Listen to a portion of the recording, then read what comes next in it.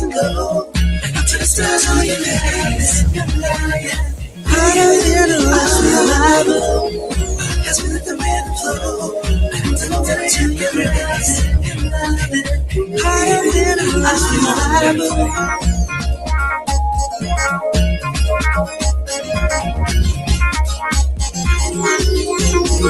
She's all mine. She's all mine. She's all mine. She's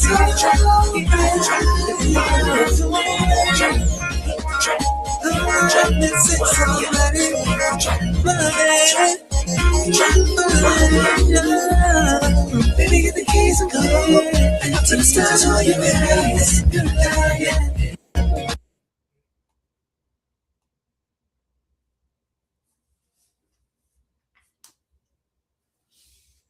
So yes, as you can see, that is a snippet of our next guest as a single called "Addicted" from his sophomore album, the hardcover. I am so honored to have him on tonight because I mean I've been following his content for quite a few years now, and I realized as I was reaching out to him that he's also a screenwriter, comedian. Oh, I knew about his work as a recording artist, but I was not aware of his other talents. So I definitely look forward to getting more into that with him. So, I meant to make sure that I put on my bra so I can make sure that I be presentable enough to have this conversation with this handsome young man right here. So, without further ado, I would like to present to you and introduce to others Brother Calvin Michaels here.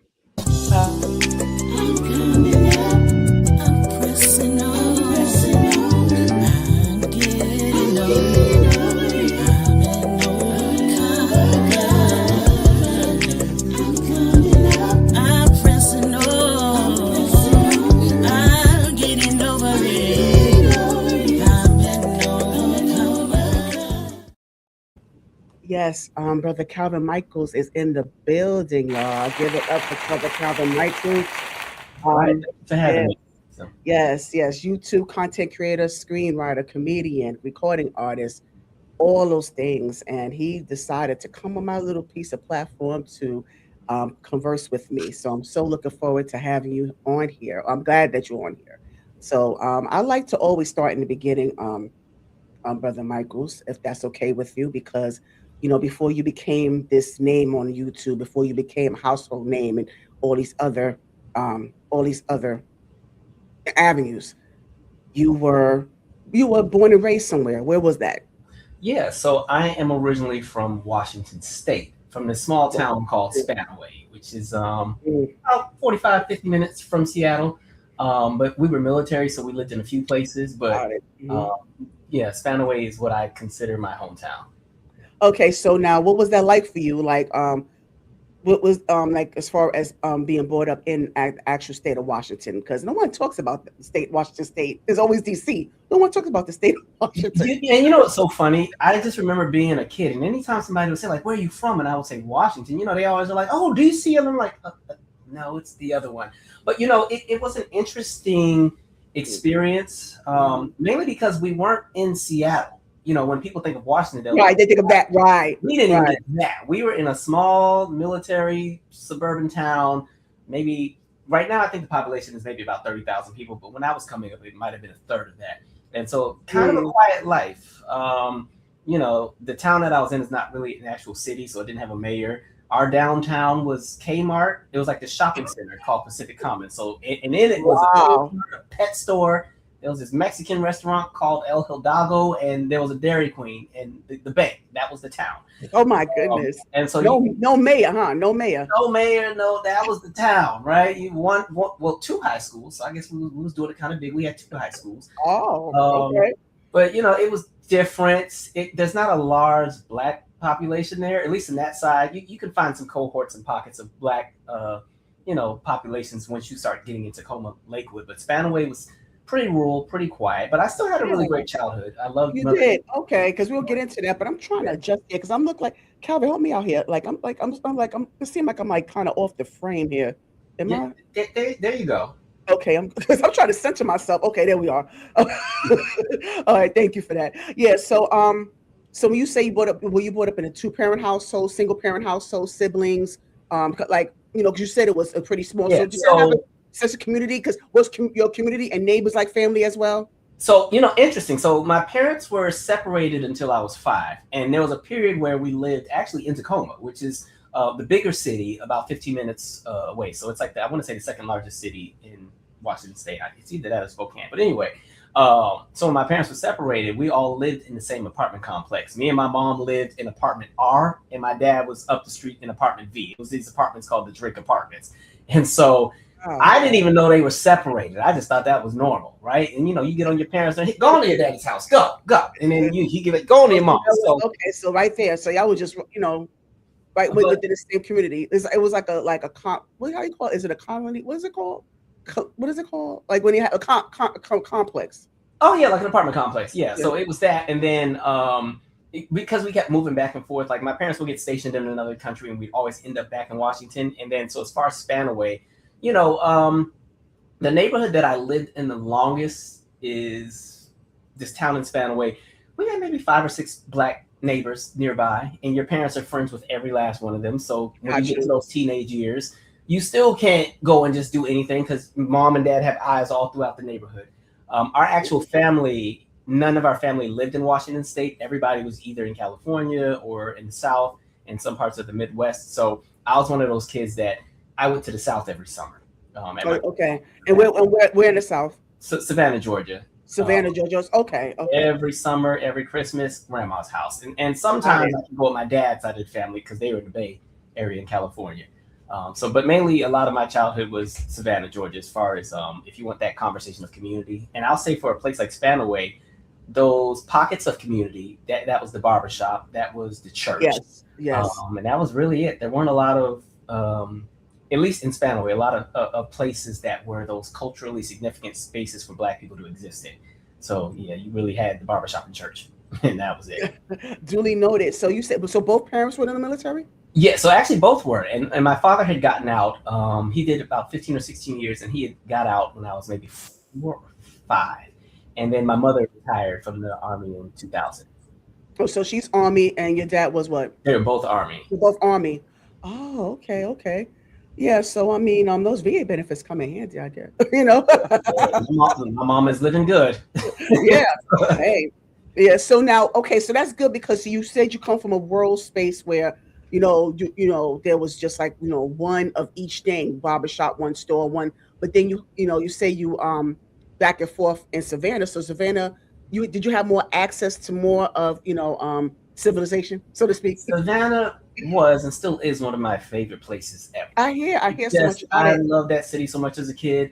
And because again, that would be the one place I would go to where it was normal to just see Black people everywhere. I wasn't used to that in my hometown. So, I would be so excited to go every summer. Then, I'd be pissed off when I had to come back home. Yeah. I will say there were spaces once you got into Tacoma or Lakewood. But the thing about Spanaway is that if you didn't have a car, you're only in Spanaway. You're getting nowhere. Or even a young teenager without a car at that point in time, I'm limited to home unless a friend can take you somewhere. So that was the thing. But I mean, if you went to Seattle, it was a full 180 experience. I just never had it because I didn't grow up there.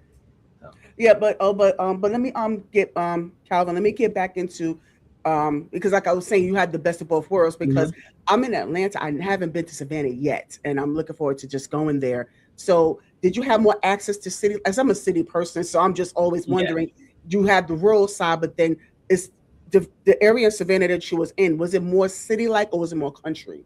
So it's funny. Coming up, Savannah was the big city to me. Like Savannah, and Savannah's it's a lot slower than Atlanta, I'll say that. But my grandma lived in East Savannah. And so she was kind of in the side that's not too far from downtown. Like we were right down the street from Daffin Park. And then Forsyth Park wasn't too far either. Forsyth Park is where they shot the bench scene in Forrest Gump. And so that was right there. We weren't too far from the news station which was really cool. I used to be excited to walk to Crystals, and then sometimes you could see them actually taping the evening news. Oh, that's So cool. Savannah was a city experience, but it was kind of like a rural city experience, if that makes any sense. Yeah, yes, it does. It wasn't like a New York City or a Chicago, Houston type thing. But coming from Spanaway, it was everything. Now I will say Seattle was a much bigger metropolitan area. To me, Seattle was the big city, but we didn't even go there that often. That was kind of like a once or twice a year type of thing. So yeah, Savannah, to me, it was a city experience and a black city experience. So yeah, Did you media was different. So, got you. So did you visit DC at all? DC? DMV. So no.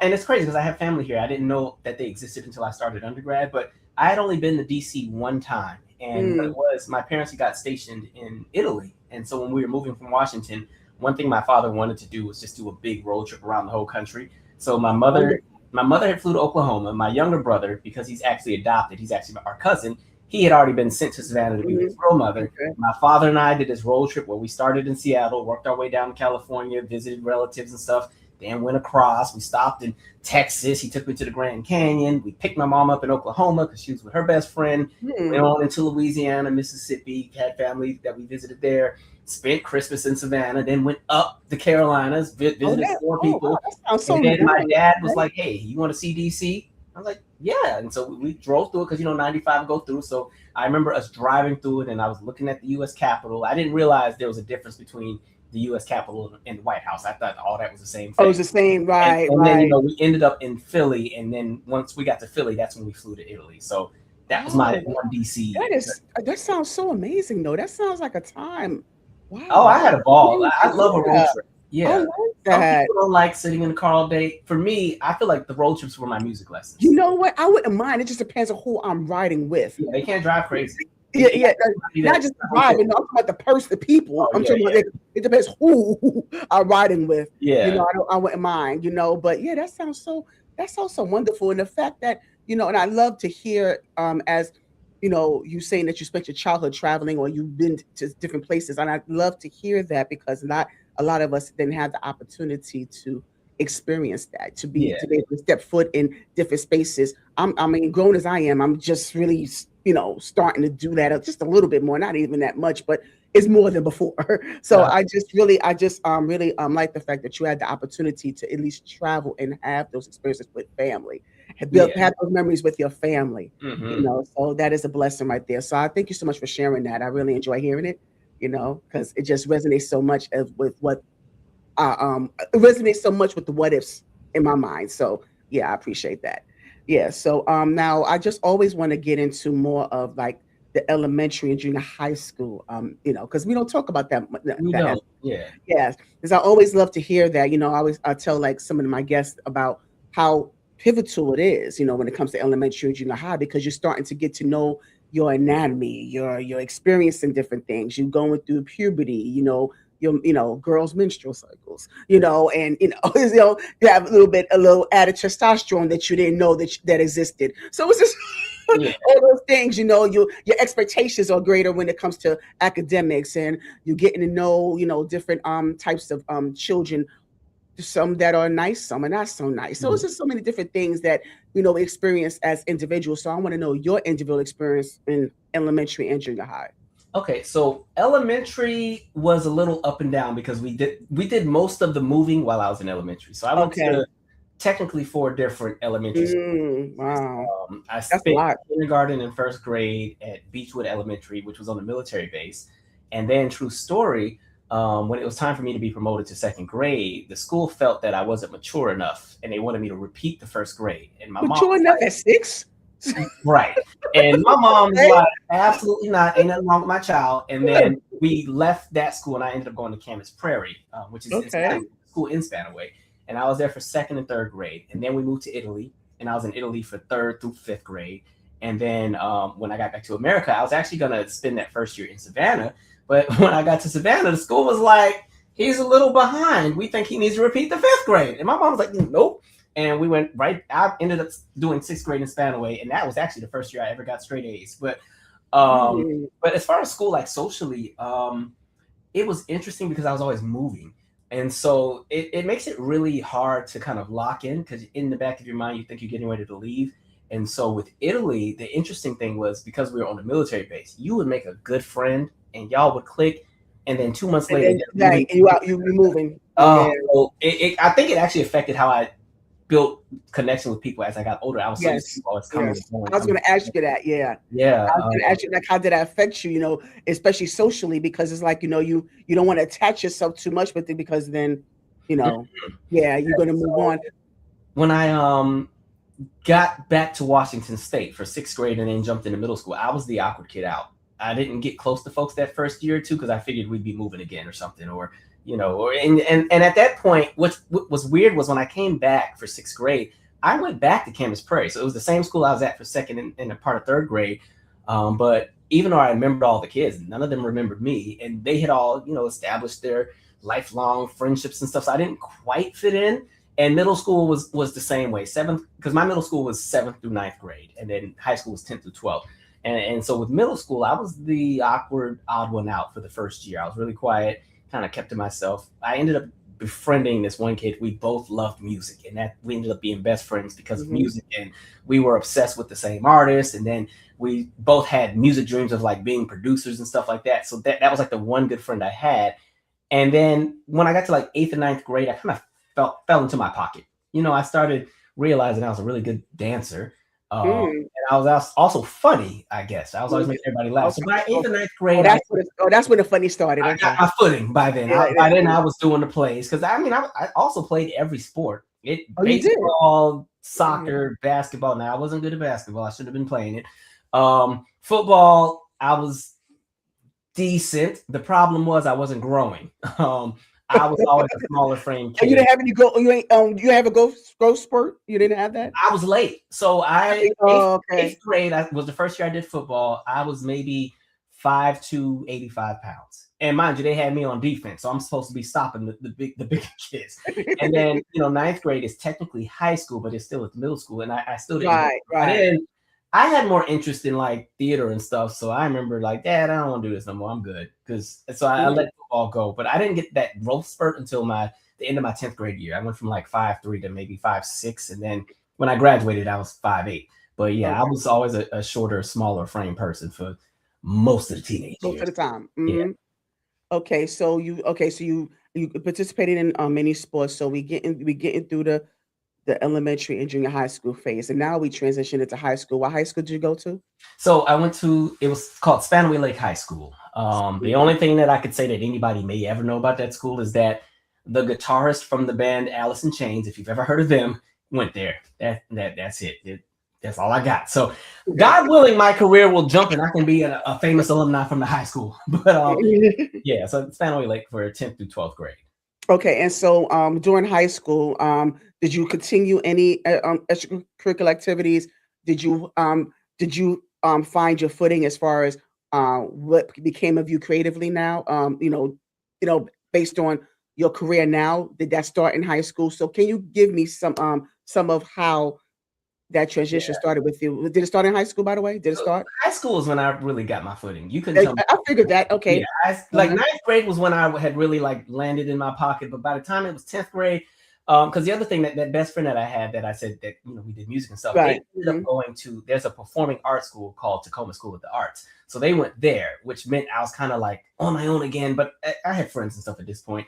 And so I kind of blossomed in my own realms where I was being known as the kid that danced. And so you do all the talent shows and eventually you're on a dance team and stuff like that. So I had that going. I was really good at track. And so I was in, all the jumps. I was knocking out the jumps, hurdles, triple jump, high jump, long jump. That was my thing. So track I was really good at. And then I got into student government. I ran for office. I lost the first year. Makes sense. And then I ran again going into my senior year and I won as student body president. And I want to say the reason I won, I got along with everybody at the school. Like high school was a lot more diverse. It was about 1,800 students, maybe 200 of them were Black, but there was another huge Pacific Islander population. There was a huge Latino population. There was all these different groups because, again, we were a military town. I had always meshed with everybody. And because I was a theater kid, too, I meshed with all of them. So when I ran, I kind of had some good leverage with every group at the school, and I remember I rapped, which is I wouldn't do this today, but I rapped my speech. And at Oh, the time, the Yin that's Yang Twins had okay. That's whisper clever. song. Yeah, and so it was to the whisper instrumental, and so I that was my speech, and that took me over the edge. And so yeah, I was student body president. Um, I was very involved in high school because again, there's nothing to do in Spanaway, so you need to be involved with something. You So gotta I be right, right. never home as a teenager. I was always after school at something. And so high school ended up being a really, really good time. Right, because you engaging much more, and so let me get a little bit more into just real quickly, Calvin, into the student government because like I said before, you do a lot of political commentary, and I'm not a political person. I'll be honest with you, but I just want to kind of dive a little bit more into that because, well, first off, let me start here. As student body president, what are some of the activities have you done? What have you executed, President? Yeah, so I was the person in charge of putting together every assembly and pep rally, which was really cool because I also Yes. got to MC it. So it was great practice Ah, being in ah, front of crowds, yes. all the school dances. It's you and then the other people that are on your, student government council. You put together all of the homecoming events. We do a lock-in every year where we actually invite like the leadership from other high schools, and you spend the night in the school, but you have all these different activities you do all night. Right. Got you. Got you. Leadership stuff. Mhm. You represent the school for different initiatives that may be taking place at the state level. If the governor is having some kind of dinner or gala, you're at that. The state fair, you have representation for your school there. You also get to allocate and dictate what clubs and what after school activities get what funding at the end of the year for the next year. You're not the person saying yes or no, but you're on that committee. And so Right. you get to do, a lot of things where it's when they say like, because when it's like student activities, that's all your thing. Um, that was a lot of fun. I'm trying to think what else we did. It's so much fun. The year that I was president, it was a levy and bond year. To sum that up, when you're funding your schools and everything, it comes out of property taxes, right? And so normally in Spanaway, residents would vote on a levy. The levy is what determines how much the teachers are going to get paid, how much still just goes into daily operations. And then the bond is the extra, the icing on the cake. Is a school going to get a renovation? Got Are it. they going to get a new track? Are they going is some school going to get a pool? And so it was that year the levy and the bond had failed. And but the thing Mm. is, when they fail, they get a second opportunity to be voted on before the end of the year. And so I remember we led this whole campaign. We was going door to door, knocking on doors, trying to get people.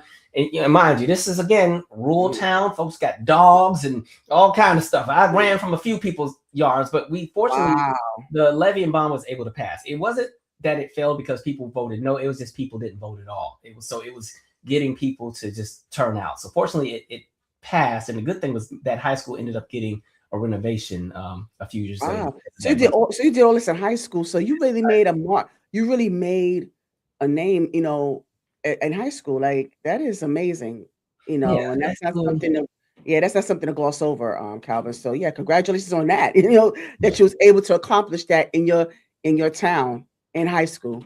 You know, Thank you. that's more than I can say for our current administration. No, okay. Um, but anyway, so go back to so it started there. Your political stances. So let me ask you this. So when you became so involved, in the student body, you became so involved, and I'm still on high school now, but I'm Yeah. I'm gonna jump just real quick. I'm gonna jump into how did that how did you feel compelled to dig deeper into politics itself? Like what made you decide to want to do politics overall? Or was it from that experience or was your overall interest in the political climate? Um. Okay, I'm gonna try to sum this up without ranting. But Okay. while I was living in Italy, the last year that we were there, Slobodan Milosevic used to be like the prime minister Mhm. of Yugoslavia, and he decided to invade Kosovo and take over. The United States jumps in, NATO jumps in, we're bombing Yugoslavia, and you're doing all these different things. And Yugoslavia is across the Adriatic Sea from Italy. So we're just right across the water from all that. And so then there ended up being this large influx of people who were seeking, just safety because their country was being bombed, coming into northern Italy, which is the segment of Italy that we lived in Vicenza, in the Veneto region. And so I just remember going to school, and abruptly out of nowhere, our school buses needed to be bomb sniffed every day and police escorted to the base. And sometimes when we become to school, there were protesters outside the base, like, F you Americans, death to all. And so I'm like, what's going on? Because, if you're a child that's been presented a certain thing about the country you live in, I'm thinking we're the greatest country in the world and we're saving the people. Why do they hate us so much? And ever since that day, I just always started questioning everything. And so by the time we ended up back in America, I remember following the 2000 presidential election. I didn't know a whole lot about what was happening, but I just remember, and this is a silly reason, Al Gore was on MTV at one point. So I was like, well, I'm going to vote for that guy because he knows who Britney Spears is. And so if I can vote, I'm voting for him. And so I remember following and watching in the case with Florida and the Chad and the this and the that, and remembering that, okay, something ain't right about this election. And it seems like George might have stolen this thing or something ain't right. And ever since then, I was always just locked in politically. And then coming into my senior year was Hurricane Katrina. And so this is where that cultural disconnect kicked in. Yes. The hurricane was the week before we started school. And so as we started school my senior year, we're talking about it in history class. And I just noticed that so many, especially the white students, just kept talking about, why didn't they get out? And they should have did this. And this is actually good for them because, they can start over. And, they were living in these kind of neighborhoods that weren't good anyway. And at that point in time, some of the people who had been displaced in New Orleans were actually being sent to our area because there was space at the military base for temporary housing. And so hearing the conversations of how some of the residents were being very skittish about folks that were coming, like, oh, I don't know if we want them here. We need to put up a gate and a fence to keep them kind of trapped in. All of that is just setting off light bulbs. Yes. And I just never saw the world the same way again. And so that actually inspired me initially in college to be a political science major because I'm like, I'm going to save the world. So that's how it started. Good. Yeah, it makes sense. Okay, political science. I'm gonna get back to that because, like I said, we're still gonna go. We're gonna reel it back to high school and college, but I just want to kind of stick to the political aspect of So just I'm gonna just stick to that right now. Yeah. So now, given the climate that we're in right now, how did this come about? You connecting with this? Oh Lord. I'm like, what is this? Oh no, this is so when I worked with the kids, this is actually this was a month before I stepped down from my position working with the kids because I had been at the center for 11 years. Working at my center, we had a much smaller center.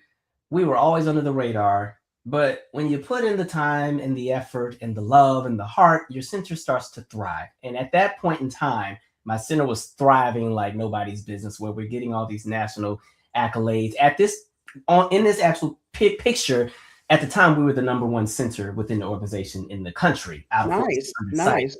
And so a lot of times, because we were also in DC Metro, you get a lot of opportunities. There's always celebrities in town. There's always some political figure. Barack Obama was getting ready to promote his series on Netflix he had done a docuseries about like Mother Nature and stuff and the national parks. And they needed a few kids and some centers represented. And they didn't tell us it was going to be Barack Obama. So, wow. Sign up because it's me. Can you imagine if you knew? And I got an attitude because I'm like, here they go. They always want to say, okay, well, I'll do it. Sure. And then we do have a special guest, and they still didn't tell us. And so but it's very serious. And so, okay, sure, we'll do this. I'll go because we've been to every event with a special guest. Sometimes you have a really great special guest. It's Denzel Washington. And then other times, right. Like one time I remember we had Phil Chenier, he was a great basketball player in the 70s for the Bullets. That's great for my parents, but for the kids, they don't know who that is. So right. Because they heard, Mr. Michael, you said there was going to be an NBA player. He is, but they don't know. They don't know him. Yeah, same LeBron. And so anyway, and much love to him. He was a great person to work with too. But then I finally get the notification the night before that it's Barack Obama. I was like, oh my God, and I'm about to pass out. And so I remember I could only take 7 kids, and I had to, in that quick turnaround, I had to, call the parents, tell them you have to swear to secrecy because I can only take 7 kids. And the minute it gets out that they're meeting this guy, Yes. So, Well, but parents need yes. to give me, information for the background checks. And then this is actually at Great Falls Park. So we had to be there like 6 a.m. Because Secret Service has to do their thing, and then they have to clear the perimeter, make sure there's no crazy person that's going to jump out and try to, do anything crazy. And then we were actually filming for the Today Show in this picture. So my kids were doing a scavenger hunt with Barack Obama. And there was another group Wow. of kids that were doing a scavenger hunt with Al Roker, and it was Al Roker and Barack Obama having a competition to see who could complete the scavenger hunt first. And so that's what this is. Yeah, that I always say that was my parting gift to the kids before I transitioned out. But that was a really cool day. And Barack Obama actually was very approachable. I figured, okay, it's gonna be you get 1 foot near him and Secret Service jumps in but no, once they cleared the perimeter, the kids had free reign to him. Like they were trying to climb on his back and high five. I was like, hey, Wow. on TV, Like, right. You act like y'all got some Tone it sense. down. So yeah, and he got the kids got to hang with him for a good hour, which was really Really? cool. That's So amazing. after the, once they got past the initial shock of, oh my God, it's Barack Obama, everybody loosened up. Really great time. Wow, that's Yeah. amazing. I could imagine. So did you interact with him at all? Yeah, I did, but I was so busy trying to get all the pictures of the kids. Okay. And Okay. I had already met him before because I got to go to the White House Christmas dinner in 2013. Or really, I met Michelle. I kind of saw him in passing, but so I kind of already gotten my Barack Obama whiff. Plus, I live in DC, so sometimes you'll be on the sidewalk in the motorcade we drive past, or you end up at the same concert because he and Michelle go to a lot of concerts. So there's been a few concerts where they've been at the same show. So yeah. Okay, that is amazing. Thank you so much for sharing that experience. Is anything else you want to share about this experience before I'll bring us back up? Oh, the only thing was once the parents found out that their kids didn't go, I got cussed out in so many. Oh Lord. Oh my I can only take 7 kids, y'all. So, why they mad at you? I mean, and really the kids that I chose were the ones who were active, and again, my teenagers were really mad at me, but I was like, my teens at that point, because at this point I had been there 11 years, my teens had done everything. I was like, these little kids, they need that moment. They need that. They do. They do. So they understood, but we moved on. Everybody was fine. So yeah, I know, but I thank you so much for sharing that.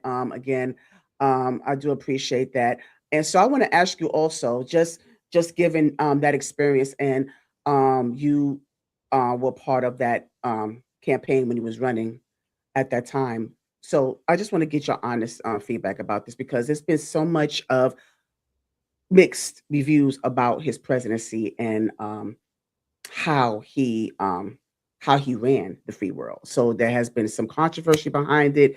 There's been some divisiveness when it came to especially with how they felt like he didn't do enough for Black people, even though he's a president for all of us. But I just want to get your honest opinion about how did you view Barack Obama as president?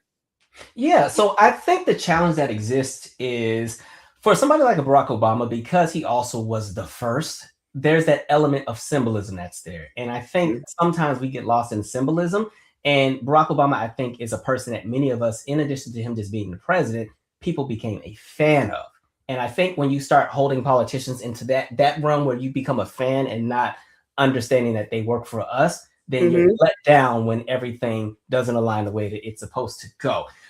If I had any critiques for Barack Obama, the main one would have been sometimes the foreign policy I didn't agree with. I was never one that agreed with like the drone strikes in Syria at all, and in that aspect. But I will say, when we're talking about here stateside, if you're looking at the cabinet that he had, if you're looking at a lot of what was accomplished, he had one of the best cabinets of any president in modern history, and he was able to get a lot done. Now, if we're having the conversation of, well, what about the Black community as a collective? I think that there were a lot of things that were done. I do feel that he could have moved a bit differently, but I think we also were living in a space where we couldn't anticipate that what's happening now would even be something you could fathom. Because what ended up happening is once he got out, you watched them start dismantling everything that man ever had accomplished. Right, yes.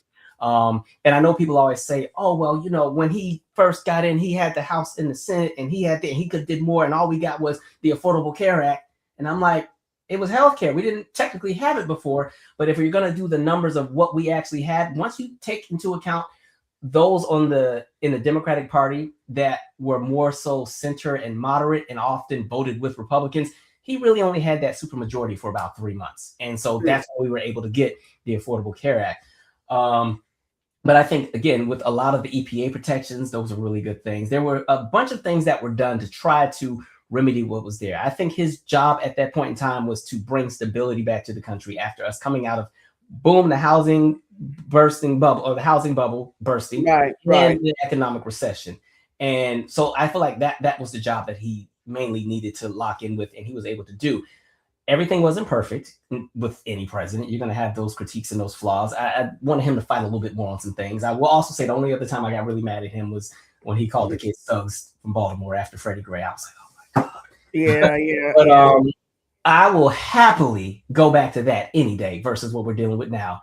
Right. And we're going to get more a little into that. Yeah, I want to definitely get more into that, but I just wanted to get your take on his, I want to get your honest opinion, not just, because, as a black man, but just overall as our leader of the free world. I want to get your take on, because he I understand like him getting his footing in the first term. I mean, he's getting his footing in, so there's certain expectations that are not going to be automatically realistic, but then you have a second term, and by then he had lost the House, so now he doesn't have the same power. Now, like I said, it wasn't perfect. The symbolism, I think we hold on to. You get excited to see Michelle on TV, right? You get excited to see the daughters and all. We love all that, but symbolism isn't tangible, and I think that's where there's always been that somewhat of a divide collectively when we have the conversation, because it's like, yeah, we love that, but what about that? Because then you bring in like the reparations conversation, like why wasn't he fighting for reparations back then? And so there's so many other layers that kick in. So overall, I think it was a presidency that sustained the country. I think there could have been a few things maybe they could have fought a little bit harder for, but he actually it was an uphill battle for everything.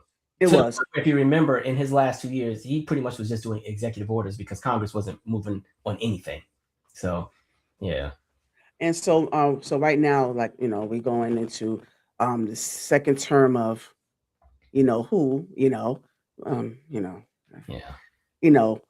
I'll say rump without the T, because we kind of remember. But however, comma, and I know that I'm gonna have I'm gonna have an unpopular opinion. I'm going to get some backlash, but there are some areas in that our current president has done that is. I'm trying, Calvin. I'm trying.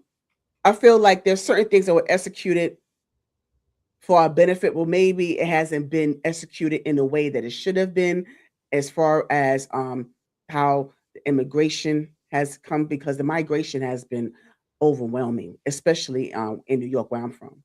It's been overwhelming because you have all these people coming in who we don't know who they are, what their background is. You could be among child molesters, you could be among criminals that we don't know about, and they're getting certain benefits that are reaping, as they're migrating into this country that we are not able to get access to as citizens. So it's just like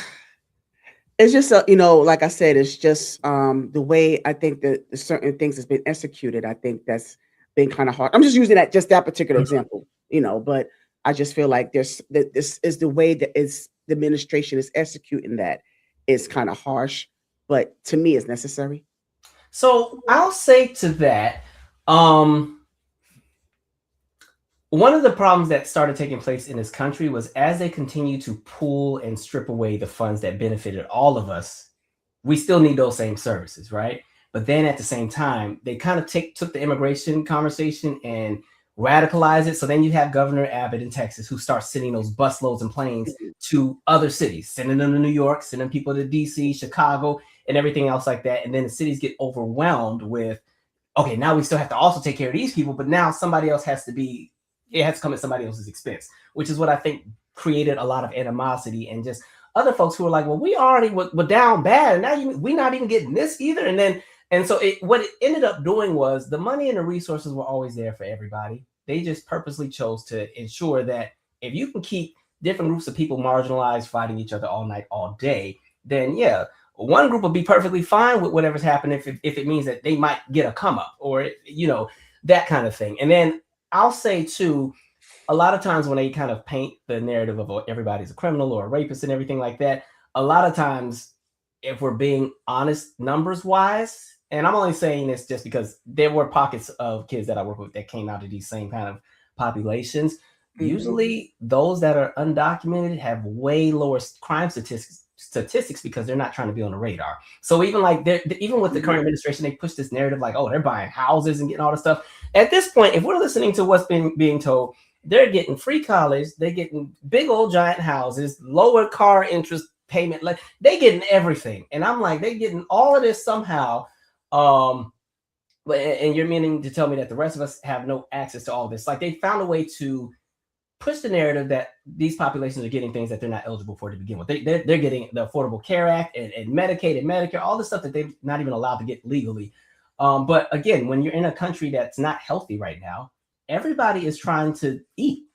And so when you feel that you're owed something and that you and your lineage has been here for however many generations and you've watched the United States actively work against your collective federally, whether that was redlining, whether that was all that stuff, and you just get whacked and whacked and whacked, you might feel some kind of way. If Yeah, and you we do. I so do. Yeah. yeah, and so Especially, and it's like, I'm sorry, I didn't mean to cut you off, but I wanted to kind of interject a little bit because it's like, you know, in our country the way it is now, but it's like we have all these, like you said, the resources are there, but we tend to focus on giving those resources to other countries and not, and not starting at home. They I'm don't glad you said keep it that home. because, Yeah. and the perfect example, and this is why I always say, like in these conversations, I always try to encourage people to be very nuanced and look at the biggest picture possible. So Okay. even this conversation of healthcare, right? We just had this whole shutdown for 30 plus days, and it was centered around the healthcare conversation and extending the subsidies on the Affordable Care Act, right? About $35 billion. That's how much it would cost over the span of years. We just watched this administration give $40 billion to Argentina farmers, specifically their soybean farmers, where in the United States, you just had soybean farmers in the United States all filing bankruptcy because Orange Man and his crew burned the bridges with China, which was our biggest purchaser of soybean, where China all this year has said, nope, we don't want none of y'all stuff. We got it. We'll get it from Mhm. Argentina and Brazil. So literally, we burn the bridge with one of our biggest customers, and then we fund the very country that is draining the industry that we once had. So now our soy industry is in the hands of a Brazil and an Argentina. And so when they say that there's no money, there's money. So you will ignore the 35 billion for healthcare and say no, no, no, no, no. But then you'll give $40 billion to Argentina. Yes. Or, so they've always done this game where they pick and choose what we get. And again, when you look into the bigger conversation of the tax codes kept changing, the resources keep drying up because there's not enough revenue to play with as far as funding our schools, funding the different programs and everything, because the rich continue to get tax cuts. I always say the nail in the coffin for this country was the Paul Ryan tax cuts of 2017, 2018. That's what really did us in. That's when I think a lot of us started to feel the brunt of what's happening now. And it's only getting worse. But with less money to spend on infrastructure, on programs and everything else like that, and the wealthy continue to gain more and more and more. And think about what $20 feels like now versus 10 years ago, Yes. right? Yes. $20 can barely get you one meal at Chipotle at this point. Don't add no guacamole. You gonna have to $22, right? And so I always say, I always hear and empathize with these conversations, with how people feel, because I feel like people have a right to feel the way that they feel. But like you said, the execution is the problem. And I think if you're gonna have this conversation about like Mhm. immigration, then to me the conversation should be, how do you fix the system so that the one people who, because I think for a lot of people, they'll just feel better if people are technically considered, I don't like the phrase legal because it sounds weird, but Undocumented. some people will feel better if that was the thing. And I Mhm. always say, even in that conversation, those who are considered not documented, they still put all their tax money into the system and then they don't get the benefit from it. And so I think that the goal is supposed to be to fix the issue. And part of Yes. it would be, let's stop destabilizing all these countries that they're coming from. There would have never been an issue with people coming across the border had we not gone Yep. and had a coup in Argentina, had a coup in Panama, a coup in Nicaragua, did the stuff we did to Mexico, did the stuff we did to El Salvador. Like we done whacked every Yes. country down Yes. there. Made matters worse. And Yes. then you get mad. Mm. So we're mad at the outcome or the symptom. And so I get it. I hear that. Yeah. So I don't really fight people back on it because I think people have a right to feel how they want to feel.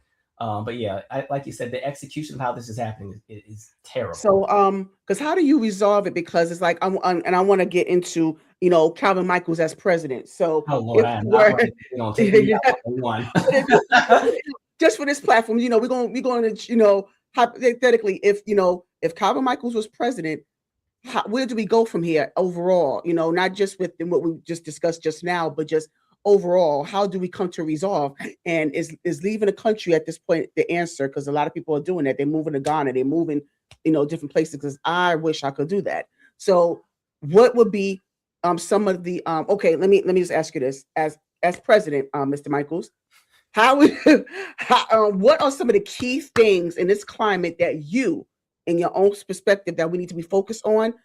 Give us some of those bullet points of what we need to focus on in this climate, and what are some of your suggestions on how we need to remedy those things. Yeah. Okay. One of the first things I would really go after is one, education. I think Americans Yeah. have just gotten dumbed down so bad. Oh, And yes, it's yes. been intentional and it's been an ongoing process for 40 years.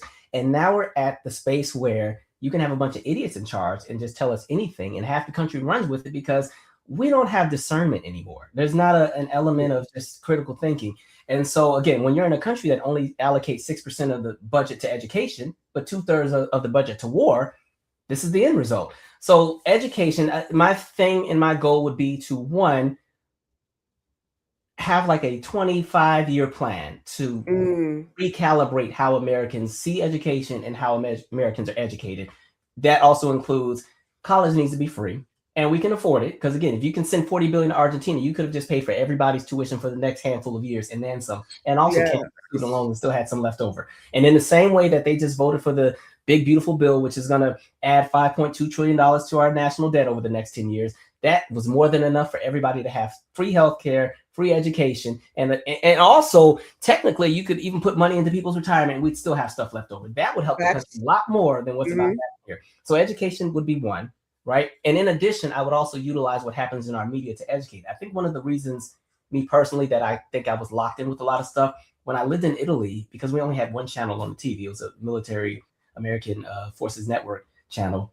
There was no advertising shown. Instead, they showed educational commercials. Every commercial was something that taught you something. So you're watching whatever show, but every single time they went to break, it was some kind of commercial that was educational. I would put that into the children's programming as far as the network. So like a Nickelodeon, a Cartoon Network, a Disney, I would have had a stipulation where 20% of the advertising on those networks needs to be educational, and then the federal government would just pay the difference of what they would have made from advertisers privately. That way, children are getting an insight concept. Interesting concept. That we make sure something like a PBS is funded, because again, not every kid has cable, and we underestimate how many people live in rural America where there is no broadband and they still got the rabbit ears. Well, not anymore, we're all digital now, but where literally the only channels you're gonna get are the local channels plus PBS. And so that's one thing. So education, of course. Healthcare. Finding and creating a way to make healthcare more affordable. The problem is we've privatized so much of it where the insurance companies can do whatever they want. The thing that I'll say about the Affordable Care Act, had we gotten what they initially were really trying to present, we'd be living large right now. But the problem was, and this is another critique I would have had of Barack, was that because he knew that there's that animosity of him just being in office because of this right here, he was always trying to paint himself as I'm everybody's president. I want to reach across the aisle. So even though he had a supermajority and had the votes to pass the Affordable Care Act, he still created a bipartisan committee to look at the bill so that when it passed, everybody could say, well, Republicans saw it, Democrats saw it, it's going to be fair, it's going to be good. And so by doing that, the Republicans on that committee kept saying, amend this, amend that. No, we don't like this part, take this out. By the time it got to the floor for a vote, Republicans had put 200 different amendments on what would have been the Affordable Care Act. And then when it was time to vote, and again, remember, Democrats caved on us like, okay, well, fine, we'll take this out, we'll take that out. Okay, fine. Then when it came time to vote, not a single Republican voted on it, and the Democrats pushed it through. And so it was like, you got conned here, where you had this beautiful healthcare plan that would be so much better than what we have right now. And then again, the idea of, well, let's play and reach across the aisle and be friends with everybody. They weren't trying to be your friends. They're trying to sabotage what you had. They were successful at doing it. So there will be that. I would currently put in guardrails to make sure that what's happening right now will never happen again. There is no reason why we've been able to dismantle the federal government this easily You got Elon Musk who went in there, fired them 300,000 plus federal workers, and you've watched them go and gut agency after agency after agency after agency. Somebody was asking me, why do we need a Department of Education? I don't understand what it is, because you know how the system worked. They were screwing our kids over anyway. And I'm like, okay, two things can be true at once, but understand, if you're a Black parent that has a child with special needs, the Department of Education is going to ensure that your child is going to have access to an equitable education. The Department of Education is going to ensure that even when it comes to the food programs, that your child has, equitable opportunities for food, like all those kind of things. People mix it up and kept thinking Department of Education makes the curriculum. They don't. The states don't do that. So, there's that piece. Foreign policy. We currently have, well, I don't know the numbers right now, but before January of 2025, we had 870 military bases around the world in all these different countries. And so my goal would be with foreign policy, we're going to have to get to a spot where we're not constantly in some mess every week. And so I would personally start trying to not make amends, but build better camaraderie with a lot of the countries that we don't get along with. And also take note of the fact that we don't need to contribute to anybody else's oppression. This whole attempt that they're doing in Nigeria. Well, yes, Nigeria and Venezuela, all of that is some nonsense. They're about to put us in some stuff we don't need to be a part of. Right. That emphasis on infrastructure. Our infrastructure is dated. Our bridges are still old. Right. Yeah. So bridges, we keep seeing one collapse every few years, right? Yes. Emphasis on that. So infrastructure needs to be rebuilt. The idea would be to even enhance the workforce. I would even put stipulations on what's happening with AI, where it's here, we can't make it go away, but we need to create a space where its existence is not going to be to the detriment of oversaturated, right? Yes, just careers. And then I would make a stronger EPA, because right now, because Orange Man and crew have gutted the EPA, there's no federal regulation when it comes to air emissions right now. And that's why you're seeing the influx of all these data centers get built really quickly, because right now they've just gutted some of the Biden era regulations on that. And so now if you take a look at like what's happening in Memphis, where the air quality in some areas is so bad where you're not even recommended to live there anymore because the air is that bad. A lot of people, unfortunately, it's going to kind of be like what we saw with G&E or PG&E in California when all those people got sick. Years later and had all kind of cancers. That's coming. If it's not cancer, it's going to be emphysema. It's going to be sarcoidosis. It's going to be something. But so, I mean, those would be some of the things I'd really be locked in on. Making sure senior citizens are taken care of. A lot of senior citizens can't retire. Just people who are, pushing 80 still working at Starbucks because the way that system worked. And a lot of it will be protections for people who always get scammed and lose everything. That would be a thing I would look into.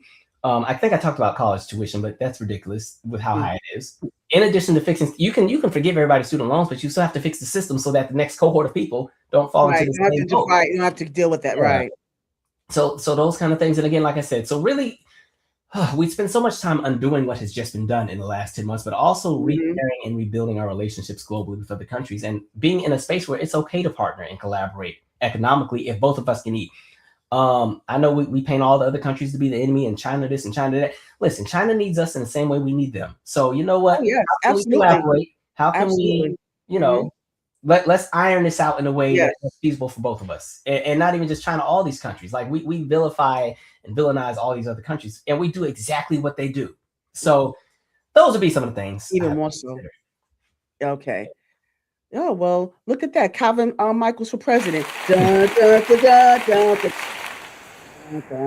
Okay, that's my move. Until I get the actual sound. But I really appreciate your take on that. So and you just you're giving so much thorough details on how where the climate where we are right now and where we should be. So I really appreciate that. I really appreciate you sharing your political stance. I mean, I know there's so much more. I mean, you scratched the surface just now, but you get me going. Yeah. So I want to get like more of an idea of where you stood as of right now, because it could change tomorrow. But I just want to know where it stands right now, and I wanted to get more into your political realm. So I do appreciate you sharing that with us. But I want to go back into the high school. Because we haven't left it yet, but I want to make sure I got the political stuff out the way. So, right. That's always the litmus test for how you're gonna deal with somebody. Once you start hearing political opinions, I say you can be friends with anybody until you start talking race and politics, And then, oh, wait a minute. You shut them down. Yeah, you shut down. So now when you so you talked about how active you were in high school. So outside of like you being president of student body, of course, academically you're doing well. You engaging in the sports and all that stuff. But I want to know, like, how did you develop as an individual, as a person, in high school? Um, around that time, I thought I was gonna be famous.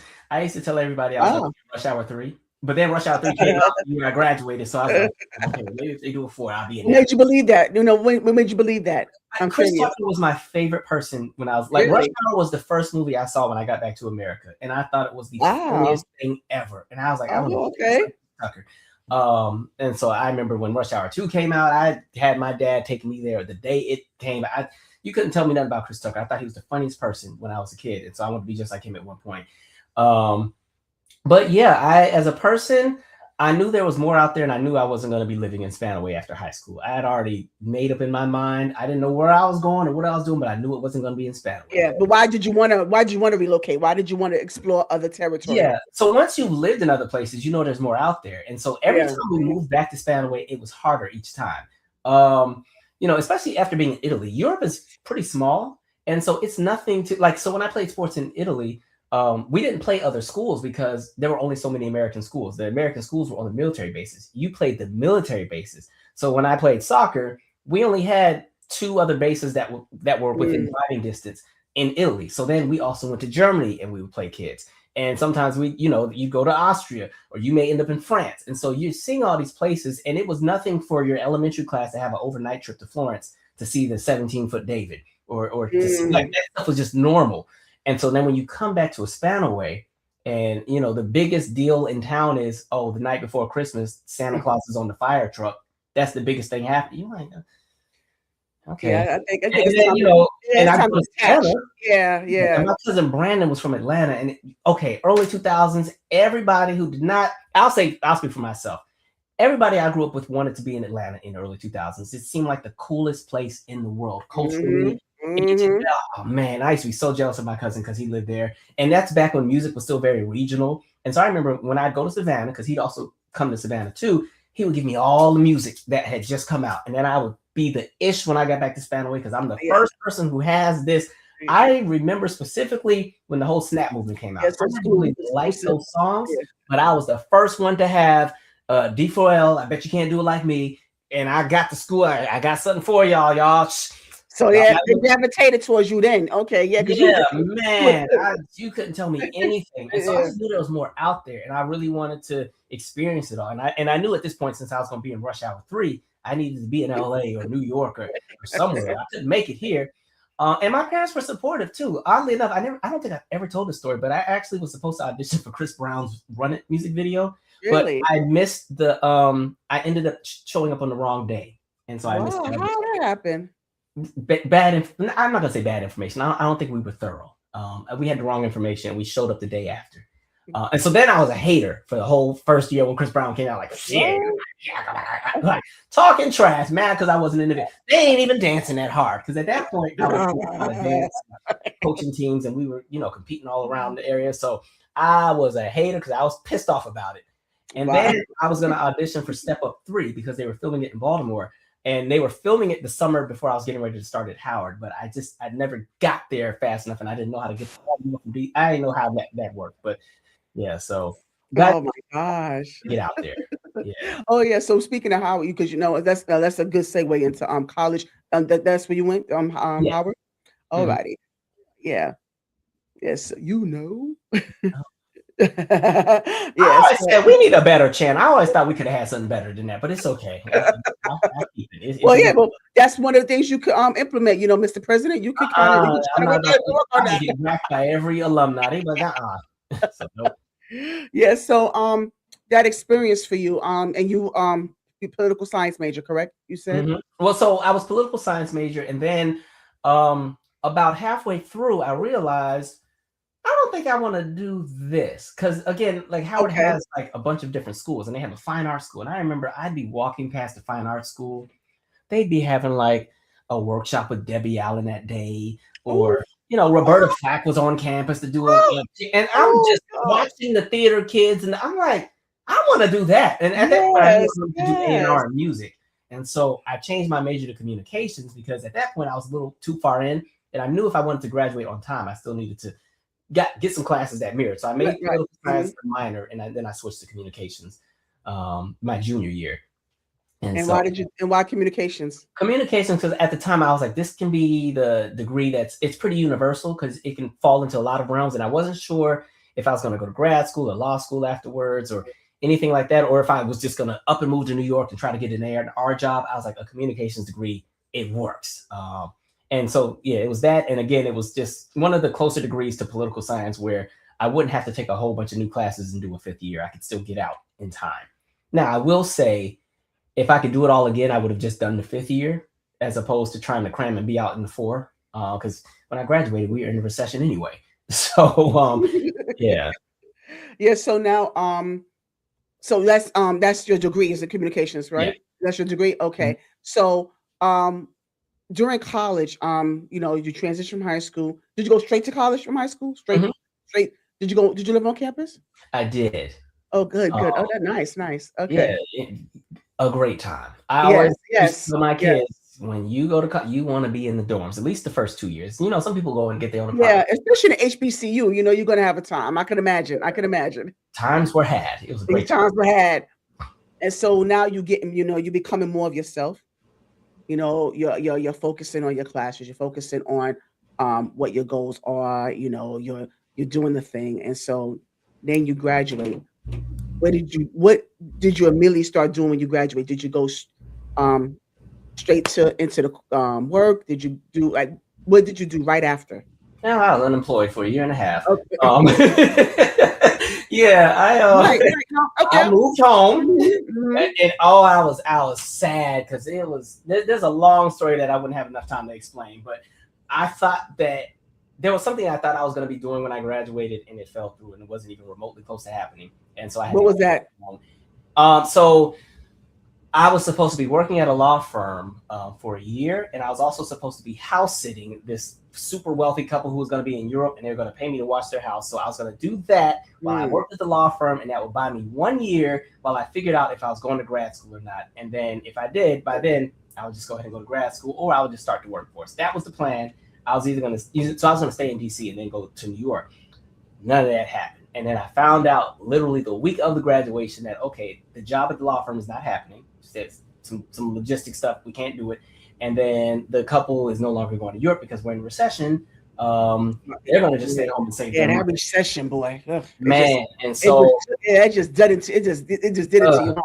I remember, now my parents were happy for me to come home. So, and I would say, honestly, it worked out because I didn't know my father was sick at the time either. He had scleroderma, and it was starting to advance. So it actually worked out, oddly enough. I can say that now, but at the time, I wasn't trying to be back in Spanaway after being in DC for 4 years. And so, I remember going back home. I remember walking to my parents' hotel with my little suitcase, depressed, like, I cannot believe I'm going back to this ish. And then got home, I saw that same bunk bed I had from when I was 12. What? They didn't change it? They didn't change your room? Yeah, no, it was a futon bunk bed I had. So you had to sit on top. So I'm climbing up at 21. I took a nap, and then when I woke up from the nap, my grandma died. I'm like, you got this. My grandma had died. Oh my God. I'm like, Lord. Yeah, 20, that first year out was a time. Yeah, that same best friend that I was telling you about for music, we had fell out in that year. Everything that could go wrong went wrong in that year. Yeah, you had that pile up. It was like pop, pop, pop, pop, pop. Just surprise, everything you could think of. But at the same time, it also planted the seeds for a lot of the stuff I do now. So everything still worked out. Yeah, apparently. I hope it did. Like, it just has to go up from there. Yeah. The light has to be there. The light has to be at the end of the tunnel. Somewhere. Somewhere. Because it was so bad. And being in Spanaway during the recession, again, this is a town that doesn't have a big industry. I had to compete with people who had been laid off from Boeing and Microsoft and Amazon for jobs at Applebee's and Kmart. And it was so bad, Applebee's wouldn't even let me wash their dishes because that's how competitive it was. So I was down so bad, my mom was just giving me $20 every week. I was like, which was kind of like what I was getting in high school, but I was like, $20, that ain't even enough for gas anymore. But Yeah, but that's around the time I started the YouTube channel. That's when I started getting into comedy. Got it. Everything Mhm. still worked out. Okay. Yes. Thank you for that segue. You just segue so well, Calvin. Thank you. I just love how you just go right in. Yeah, I like that. Yeah. So yeah, but so that year was you reached when that year was kind of a drought. It was a rough Mhm. patch for you. But then like I said, you reached that light at the end of the tunnel. What was that light for you at that time? That light was I had landed a job at the The community job. center with the kids. Okay. Hmm. All right. And so and you got that job. What was your responsibility? What were you So I doing? was the branch director of that community Mhm. center. So I was in charge of the logistics, the financing, the grants, day-to-day operations, but we were underfunded and understaffed. So I was also Wow. very hands-on with the kids where, when the way that the role was presented to me was I'll be in my office doing all the stuff and making calls and making things happen. And hey, let's do lunch. And then I would come out, shake a kid's hand, and go back in my office with my suit on. It was nothing of the sort when I got there. I was mixing paint and crayons and we wiping noses and so but I loved it. It was a lot of fun. So it was Yeah, I can imagine. It sounded like it was. yeah, so And they so, okay, and so now so with that position, how did that mold you into all the other Woo! aspects of like how did that mold you? Because that took that position had to take you somewhere. It had to take you or it had to mold you. You know, Yes, it yeah, was a lot. The first year was a test because I was looking at yes, new jobs. Like I ain't about to do this too long. And it was because okay, I had a supervisor that was a micromanager, but we were underfunded. But they still wanted you to make magic happen with nothing. Because we were down so bad that like I didn't have a company credit card the first few years, and we mm, were given kind of like a little allowance to play with for your center, and that allowance was $150 wow, a month ugh, for a whole center. That's ugh, snack, that's field trips, that's incidentals, that's so you end up spending your own money to make yes, do with what you don't have because at the same time the yes, organization at that point was going through furloughs and they were closing a few centers because the money was funny. So there's that, and then that specific center opened in 2007. I got there in 2011. In those 4 years when I wasn't there, they had 7 different directors. So the ooh, kids initially didn't take on to me right away because they figured, right, just like how I was talking right, about my right. experience with military Yeah, kids, the that I'd be detachment, right? leaving. The Yeah. detachment, yeah. And Hmm. so it took a minute for the kids to warm up. The parents were a little skittish. And then this wasn't a big center. This wasn't a center with gyms and football fields and no, it was a converted 3-bedroom apartment in an apartment complex that Mm, they made into a wow. community space. And that center was a multi-purpose room, a computer lab. I ended up making a teen room out of this other room that used to be used for storage, and then the kitchen and a bathroom. That was the center. And Wow. so I had to make some magic happen. I learned in that process, relationship is everything. And so I started building relationships with people in the county, in the area, vendors from different stores. And by doing that, we were able to get a full renovation. Because when I got there, the center looked like hell. It was roach infested to the point where Mm, even on the stove, when you look at the clock, those digital numbers, you could see little roaches walking inside the clock. oof, I was like, oof, I know I didn't fly 3,000 miles away to do mm. this, right? Yeah, yes. So, But but it, you're there for a reason. Let me ask you, what is spiritual beliefs before I go any further? What are your I spiritual was beliefs? raised a Christian, Kojic, Church of Okay. God in Christ, Oh, Lord. okay. All right. Now here, okay. So now, Lord, okay. we was deep All growing right. up. Oh, okay. All right. So there you. All right. So I wanted to tell you that God, placed you there for a reason. That you had a purpose to fulfill, and you did it well. So Yeah. you had implemented, but you did so much with so little, and I'm Mhm. sure that the people in that center was very appreciative. So how did they receive you after that? I know that. Oh man, Yeah. once we got into our pocket, those were some of the best years ever.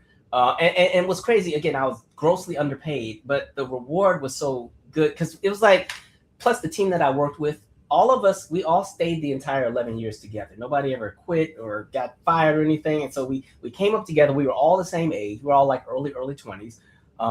Folks got married and engaged and stuff like that. And then with the kids, the neighborhood had a waiting list for people to move in. So I always had the same cohort of kids the full 11 years. And so kids that were in first grade when I started were graduating when I left. And then, so it was just like they grew up with you. And eventually, once you have the trust of the neighborhood, things just changed. It got to a point where, because it wasn't always the best neighborhood, but when stuff would go down out there was a respect for that community space. People knew, don't bring no mess to that center because there's a guy and his people over there that are making sure all our kids are good. So when the adults were doing their shenanigans, or somebody about to go shoot at somebody or something, they knew to never bring it to the center. Don't bring it up. And it rubbed off on the Yes. teenagers. The Yes. teenagers knew drama from school. Don't let no other group of teenagers from another neighborhood come in here with no mess. And so people respected the space, and it made the entire neighborhood better in general. And I love that. Okay. And Yeah. I'm glad you added that, because I was just, as you were talking, I'm thinking about how important community is. How Mhm. Yes. important. And you have not just having a community, but you have to be in sync enough to actually make that happen, to where they will be protective over Yes. protective over that, over that safe space. Because there's a safe space for those children. There's a safe space for so the fact that the community itself were able to protect that safe space. Mm-hmm.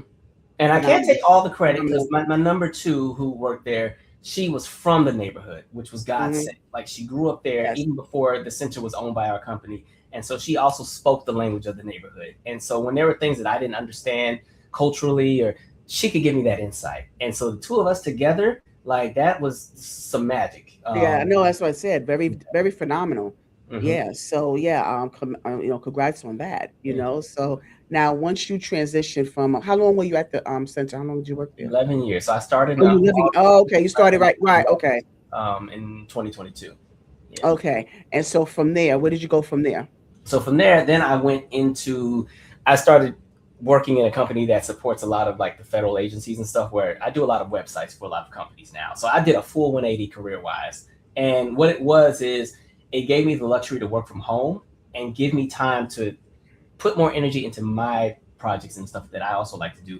The only challenge I had with working at the center was that you give up so much of your personal life. You give up so many weekends, a lot. And, if we're closing at 7 or 8 o'clock, and then I still live 30 minutes away from the center, and maybe I have an engagement or something at 8:30 or 9 p.m., but there's a little kid whose parent hasn't picked them up yet, and I can't go until Right. stuff like that. Or there's a teenager who decided this is the day they're going to run away. Today? Like, that's of course I'm trying to get to. I have some plans set, like, oh my God, Yeah. like, this is a detriment right now. Yeah. At the same time, I was working for a magazine freelance on the side that was based in New York.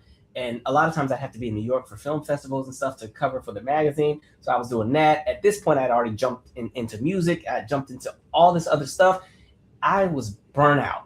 I was exhausted. Yes. Because again, with kids, I always tell people, like, when you work with them, if it's a day where I have 55 or 60 kids, all of them want your exact same energy. You can't, whatever's happening in your personal life that day, you got to just pause it and take it to your car when the day's over. But when you get in there, they want all of it. It's all about them. It's all about them. And they all got different energies. The little kids have a different want than the teenagers, and you got to give it all. And it's great, but sometimes you're just exhausted. And so trying to do that and do all of my creative endeavors and all my projects, and have a social life. And I was telling somebody, I did not get to experience a full summer where you get to go on beaches and vacations until I was 32, 33, because every summer for me was summer camp, where I needed to run summer camp.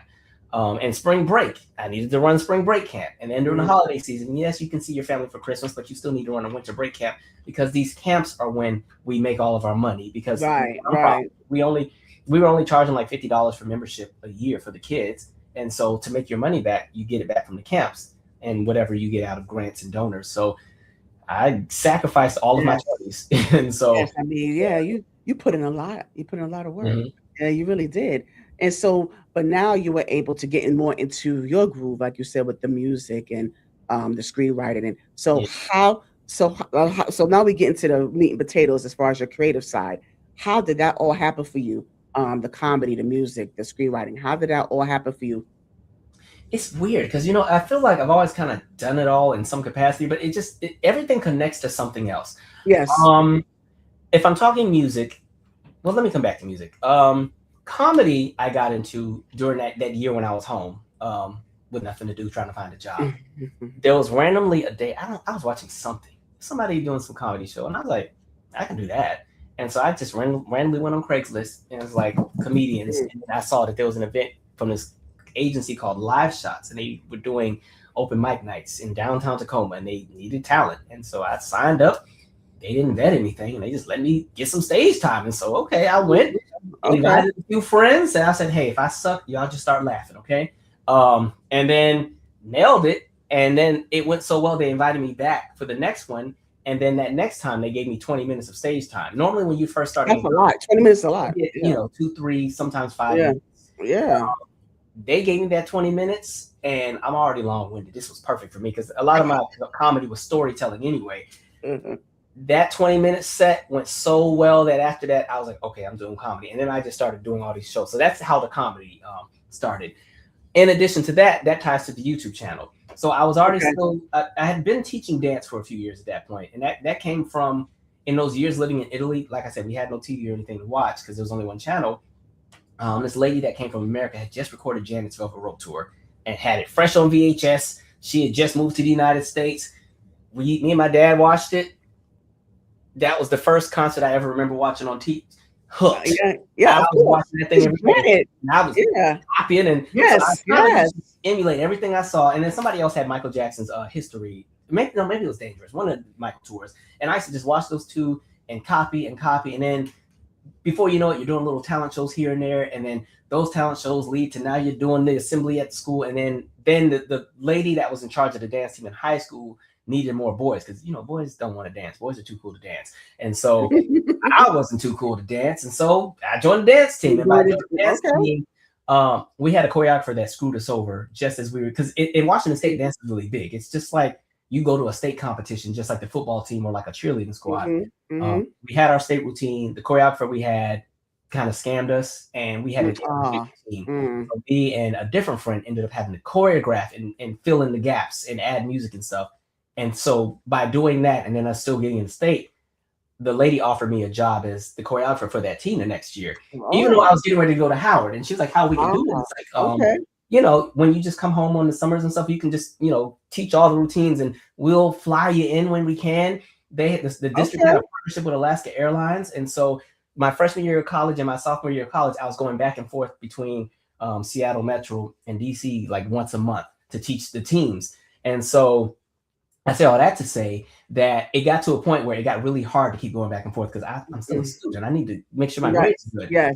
YouTube is out. All right. So now I can upload my lessons on YouTube as an unlisted link and send them to the channel. And so that's how the YouTube channel initially started. It had nothing to do with me cussing people out. And then at the same time, fast forwarding, when I started doing those comedy shows, I wanted to promote them and I wanted people to see them. So I started putting my comedy shows on the YouTube channel. So the YouTube channel was initially promotion for my YouTube or for my comedy and a way for me to still teach my dance classes because I couldn't quit because I was in contracts with. Because I'll say by then I was also teaching additional teams. So it was my old high school team with like 4 other schools, and that's signed contracts. And that's how I was getting my food and stuff for college and money for clothes and stuff. So I had to fulfill them. So that's how YouTube initially started. And around that time I started sharing my 2 cents and stuff. And the YouTube started growing a little bit because I started having opinion-related videos. Then that led into, I did a web series called Generation Black in 2013. That was the first time I had jumped into kind of like screenwriting and film. I had actually got rejected from NYU for music business because I was trying to get a master's. And my friend was like, you should do a web series. Because at that point, I was like, oh, yeah, I'll just try that. Because I didn't think I was going to still be with the kids for so long. Because at that point, it had been about 2 years with the kids. And I was like, I've had a nice run. I'm ready to try something else. And so I thought I was going to go to music business school, get rejected from music business school, and start the web series. It was a learning experience. Lots of things that I didn't know, but it was still a cool experience. So we do the web series, and by then the channel just keeps growing and growing and growing. And at this point, I'm also doing like reviews and critiques of films and stuff that come out. I critiqued a documentary entitled Light Girls. It was the response to the documentary Dark Girls. And at the time, I was really trying to be open-minded because I was like, I understand the plight of why women that are darker skinned have the things that they deal with. And so I figured Light Girls would do that same thing, but I felt that it was more so a reaction to Dark Girls, and it was more so divisive than. It always is. It always is. So I remember I did a review on it. Like, I learned nothing. If anything, this enforced everything that was said in the other one. It confirmed it. And so there was a woman who had her own magazine. It was a film resource magazine for Black filmmakers, who saw that review. It was like, oh my God, I want you. So then she pulled me in, and that's how I ended up working at the magazine for a few years, for about 4 years, covering all the film festivals, interviewing a bunch of folks in New York all the time, which was really cool. So it got me exposed into a lot of spaces and made me want to dive deeper. You never know who's watching. Right. And so I did that for some years. But then around 2016, 2017, I was wanting to jump into music too. Because like I said, I grew up in church. I was the choir director in that year that I was living at home with my parents after college. And so I've always had a love for music. I always used to, make beats with my friend that I grew up with as a kid. And by then they had their own recording studio when we were adults, and we'd go there and write demos. And we thought we were getting a production deal with A&M Records this one time. Because Mark Mazzetti was in contact with this guy that we knew. And we were told, okay, come up with 30 songs and we're going to present them to Mark Mazzetti. And if he likes them, you guys will have a production deal with A&M. Now, that's 2010, 2011. Unfortunately, egos and stuff got in the way. A friend fell out, and the guy didn't have no connection with no Mark Mazzetti. He was just trying to use our beats because he didn't know how to do music. So I said, all that, yes. Anyway, fast forward. It was just a mess. It was a mess. It's so much going on. So fast forward, 2015 happens. Janet Jackson comes back out, and she's going on tour. My absolute fave. I ain't seen her in concert since 2008. I buy Unbreakable tour tickets, and then me and the magazine person that I work with got along so well. I bought us tickets for the New York show too. Like, we about to just be Janet Jacksoned out. Yes. And she's not pregnant, and cancel the tour. All right. So, it doesn't end with you, huh, Calvin? It just doesn't. No, so then the money that I got, because I got the refunds back, the money that I got back from those canceled shows, that was the seed money I used to start my recording studio. Nice. And by then I already had a new MacBook because my mom was nice and bought me a MacBook when I was doing Generation Black, the web series. So I built a recording studio, and by then I wanted to start doing music. So then that's when I started recording my first album around 2016. And that was Sonic Euphoria. That came out in 2017. The YouTube channel kept growing, and people kept saying, you need a podcast. Like, because remember, technology is a little bit different in 2016, 2017. Yes. People are like, we're driving, but we want to listen to you like on a podcast. We can't watch you while we drive. So then that's how the Comedically Hard-Headed podcast started. Because at this point, now I have recording equipment. And so, I started filming the podcast. So then we do the podcast. I'm recording music at the same time. I dropped my second album, The Hardcover, which does a lot better than the first album. And the podcast is growing and growing and growing. We come into the pandemic. I get a message in 2021. And at this point, I've kind of slowed down the podcast a little bit because I was running out of stories to tell. And there's this lady who's like, hey, I just listened to your Pullover So I Can Hit You episode. That was the funniest thing I've ever heard. I want to work with you. I'm a film director. What if we? How you get these people to? These people are drawn to you, Calvin. How you get these people? They just be watching and they hear you. They're really they pay close attention. Yeah, you just never know who's watching. This is 2021 at this point, and I think my YouTube channel was maybe at about 30,000 subscribers, maybe. So I'm starting to get a somewhat of a following. Right? Right. That's a big deal. But even when I had the magazine, I think the magazine at that point I had 4,000 or 5,000 at that time. So there's just you just never know who's watching. So never know. I start working with the film director. We come up with all these great ideas. We get to know each other. Her energy is great. She also went to Howard as well, and then she graduated from USC Film School, which I had been rejected from a few more times because I still was applying. Oh my gosh! Wow. And then so we ended up creating the short film Pullover So I Can Hit You. We did some film festivals. She and I still work together to this day on a bunch of stuff. So it's just everything was interwebbed and connected, which is why I always say, like, you just never know where you're going to end up and how things work. And so I could say literally all of it started because, hey, I needed to teach some dance classes, but I couldn't get to Seattle anymore. And I put some unlisted links on YouTube. Yes. It just grew from there. It just grew from there. And it's just so amazing. Just hearing you is just talking about this divine order. That is a real thing. I always talk about divine order. Mm-hmm. And so, just those blessings upon blessings that you have. But I just want to pull a little bit from the music aspect. I want to know what do you pull from? I know we always talk about experiences of our own or other people's experiences, but in your own personal journey in the music space, where do you pull from, and what color do you see when you create?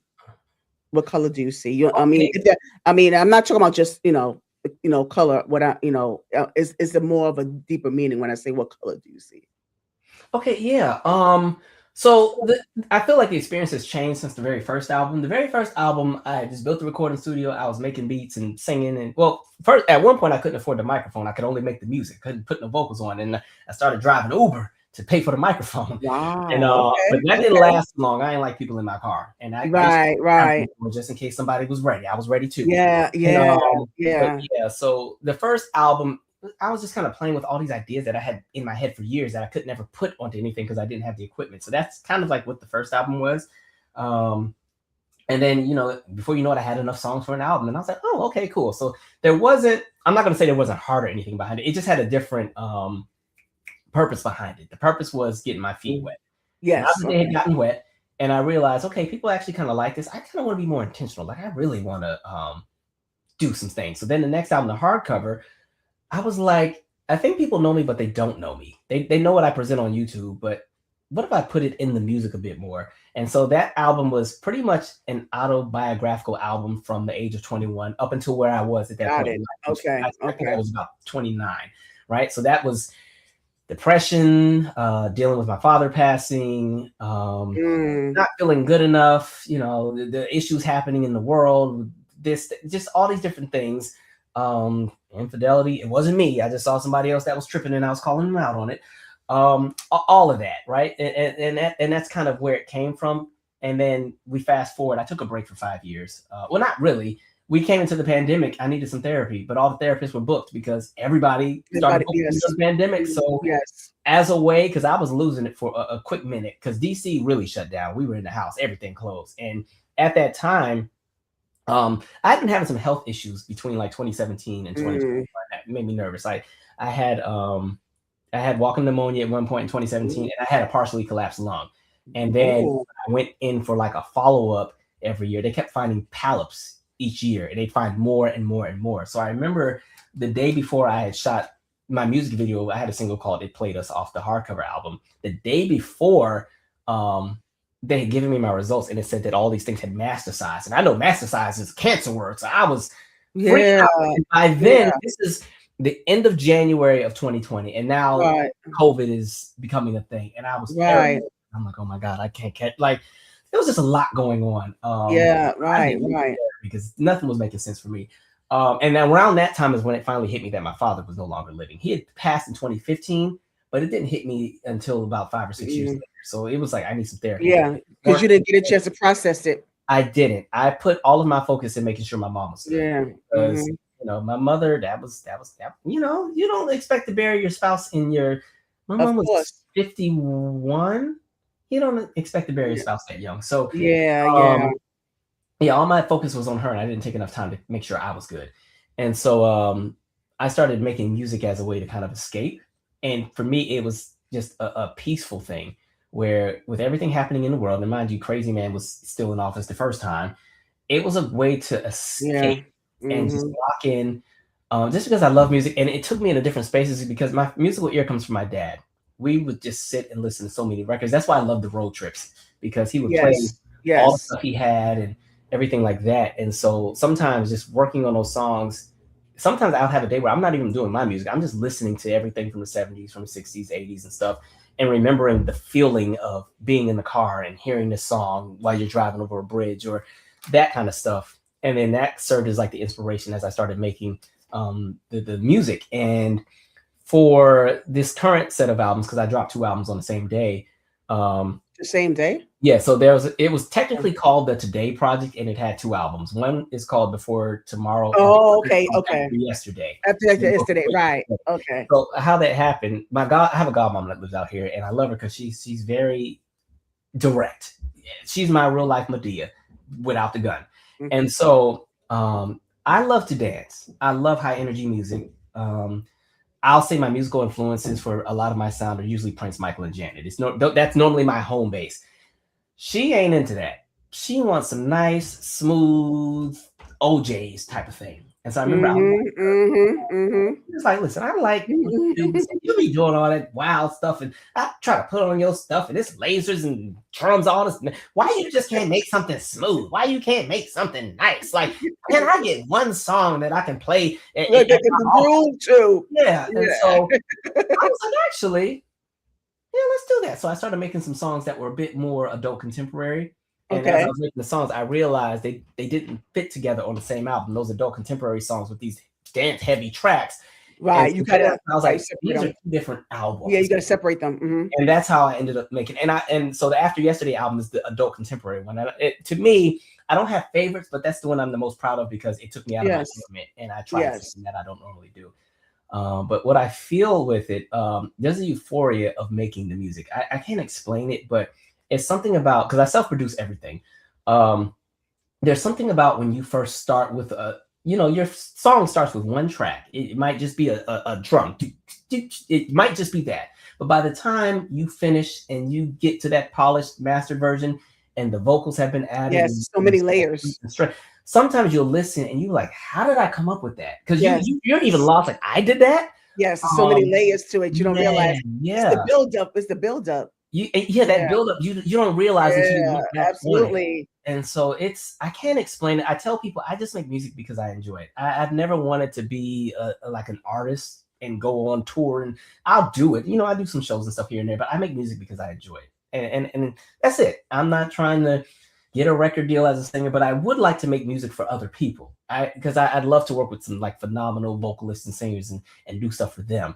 But for me, I'm content just making people laugh. Got it. So music to me has always been a great escapism. So who do you want? I mean, since we went there, who do you want to work with? Who do you Okay, so can I tell you my little vision here? Yes. I think the music industry forgets that people over the age of 40 still listen to music and still want good music. And they don't want to always just only listen to what was. So I would love to work with a lot of the seasoned entertainers that are still out here touring right now. The people who are probably in their 50s, 60s, even late 40s, the En Vogues and the Joes Stephanie and Mills, Stephanie, Patti LaBelle, all of those people. Ozzy Brothers. Yeah. Yes, what happens is these people are still hungry for it, but they do need an ear that's still to the streets where they can have a modern sound that fits what they normally do. And the problem is most producers don't want to work with them because they're trying to get on. If you're an up and coming producer and you're trying to be that person, you're probably not going to give your best track to Mickey Howard because you'd rather give that to Rihanna if you get that chance, or to Coco Jones, the people who are currently on the radio. True. I would love to be that person to say, Mickey, I got a song for you. Right? Okay. I'm happy. Love it. Building all of the adult contemporary artists, and because listen, I love it. Love it. Sing songs, but yeah, because you still got to bridge the gap, know. And I think that's why a lot of people question where a lot of people tend to question the state of R&B. You got to bridge the gap because again, R&B is still, to me, I still think R&B is still alive. R&B is still within us. We just have to really dig a little deeper into it. And there's a lot of underground artists still out there that we still don't know anything about or we're not privy to because, and especially in this country, overseas, overseas is like, oh yeah, they're I mean, R&B is alive overseas, but here they think it's there, but it's not. Yeah, it's not. So I'm glad that you said that, like, you need to bridge the gap between the contemporary artists and the OGs. And I still happily work with new faces too. But for me, all the people I grew up on are the people I want to work with. Yeah, right? Yes. Because a lot of them, they have it. Sometimes I think sometimes their music doesn't quite connect. And it's just because the production or the producer, sometimes their ear is not calibrated to what's now. And I want to bridge the what's now with what was. Yes. And present it in a way where there's quality, where it can sound fresh and new, but be familiar. Yes. Because then sometimes you look at some folks that are a bit more seasoned and they're trying to do what 20-year-olds do, and they look crazy. So, I know, right? Because I know, but like I said, do what Charlie will say. Something like do like Charlie is a great example. Yes, but you'll do something like that. Maintain that formula. That's good. He's current and fresh, but it's Charlie. It's there's meaning behind it. It's soulful. Yeah, love his absolutely. Stuff. Yeah. So okay. So I get exactly where you're coming from. Yeah. So so let me ask you, Calvin. Now because we covered so much, and I just appreciate so much of what you shared. I mean, it's been great for me. It's been great for me. Yeah, this has been so. So what I want to know is where you are right now, are you? Let me ask you honestly, are you? How happy are you right now? I love that you asked that because that's a real question. Yes, it Um, was. right now I'm at like a 7. Mm-hmm. And it's because there's just some things I really would like to make happen, but the way that the world is going right now, I'm like, I don't know how this is going.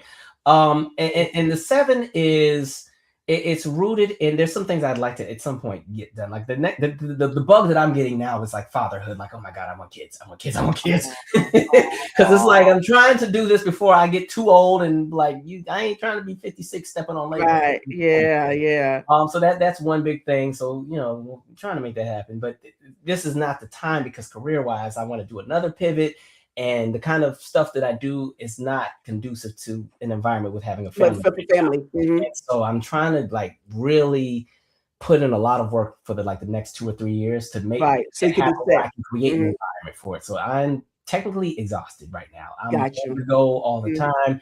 My only free day where I can like breathe are normally Sundays. Every day I have something going. There's some kind of I'm a person who finishes their 9 to 5 and goes into some more work, or I go in the office 2 days a week, but I'm not that person who comes home from work to do more work. And then I still have to also upkeep all of these platforms. That's the other thing. As Yes. great as they are, Right. you got to maintain them. So you're trying to constantly at least come up with at least one video or a live at least once every week and a half for the YouTube channel. The podcast, you got to keep that going. I've dropped 2 albums. I will say I'm terrible at promoting and marketing. So I've been trying to do a Yeah. better You got job to fix that. pushing Yes. my music. Yeah. Um, and then you still try to have a social life and everything like that. And then now I will say, like tangibly, I'm doing really well. Like I have no complaints on that. Like financially, I'm great. Everything's good in that. Um, I'm not hurting, but I'd say about a 7, just because I know what could be. What And could then be? some What of could it is be? also you just get older. You start to see people get sickly or transition out, and you miss some people and stuff like that. Of So that's course. what it is. But that's a very I don't think people get asked that question. So I love that. But yeah. Mhm. And I'm glad that you was honest about it, and thank you for that. And I really want to kind of point to you a little bit, Calvin, because you're still very young, very impressionable, and I do understand the goals that you have set and the plan that God has for you, and Hmm. you're executing them very well. So I could tell that you're in spiritual alignment there because your divine order, the way it's going. Sometimes it's a little bit of pivots, but I Yeah. just want to encourage you to even when if you're hard at work, and I get it, and I really, really impressed by your work ethic just based on, what you have mentioned, but just find the time to find the you within you. Mhm. Find the time to do a little bit more fun. Do create more memories that you like you did on those road trips with your parents. Yeah. I want you to understand that. Um, I encourage you to value the life that you have left, because honestly, we don't know. I Mhm. mean, it's like the way the climate is right now, we don't know how much we have left, and Right. I don't want you to be so consumed by certain things to the point where you're not getting to experience the life that you have within yourself. So I just want to just encourage you to remain on your platform, still continue to be on that plateau where you are right now, because where you are right now is great. But I just want you to always maintain that balance within you, because you need to give yourself the space to breathe. You Mhm. know, give yourself the space to get engaged with different things that are fun for you, not just work, but just engage in more things that's fun for you. Whether it's doing going to a retreat by yourself, or just just find something interesting to do, even if it's crocheting. I don't know, but just Right. but just find the life within you, Calvin. Because I'm so proud of where you are right now. I'm proud of what you've done. I'm so impressed with the knowledge that you have right now. I'm so impressed with the body of work that you have accomplished at such a young age. Because because that's what inspires me.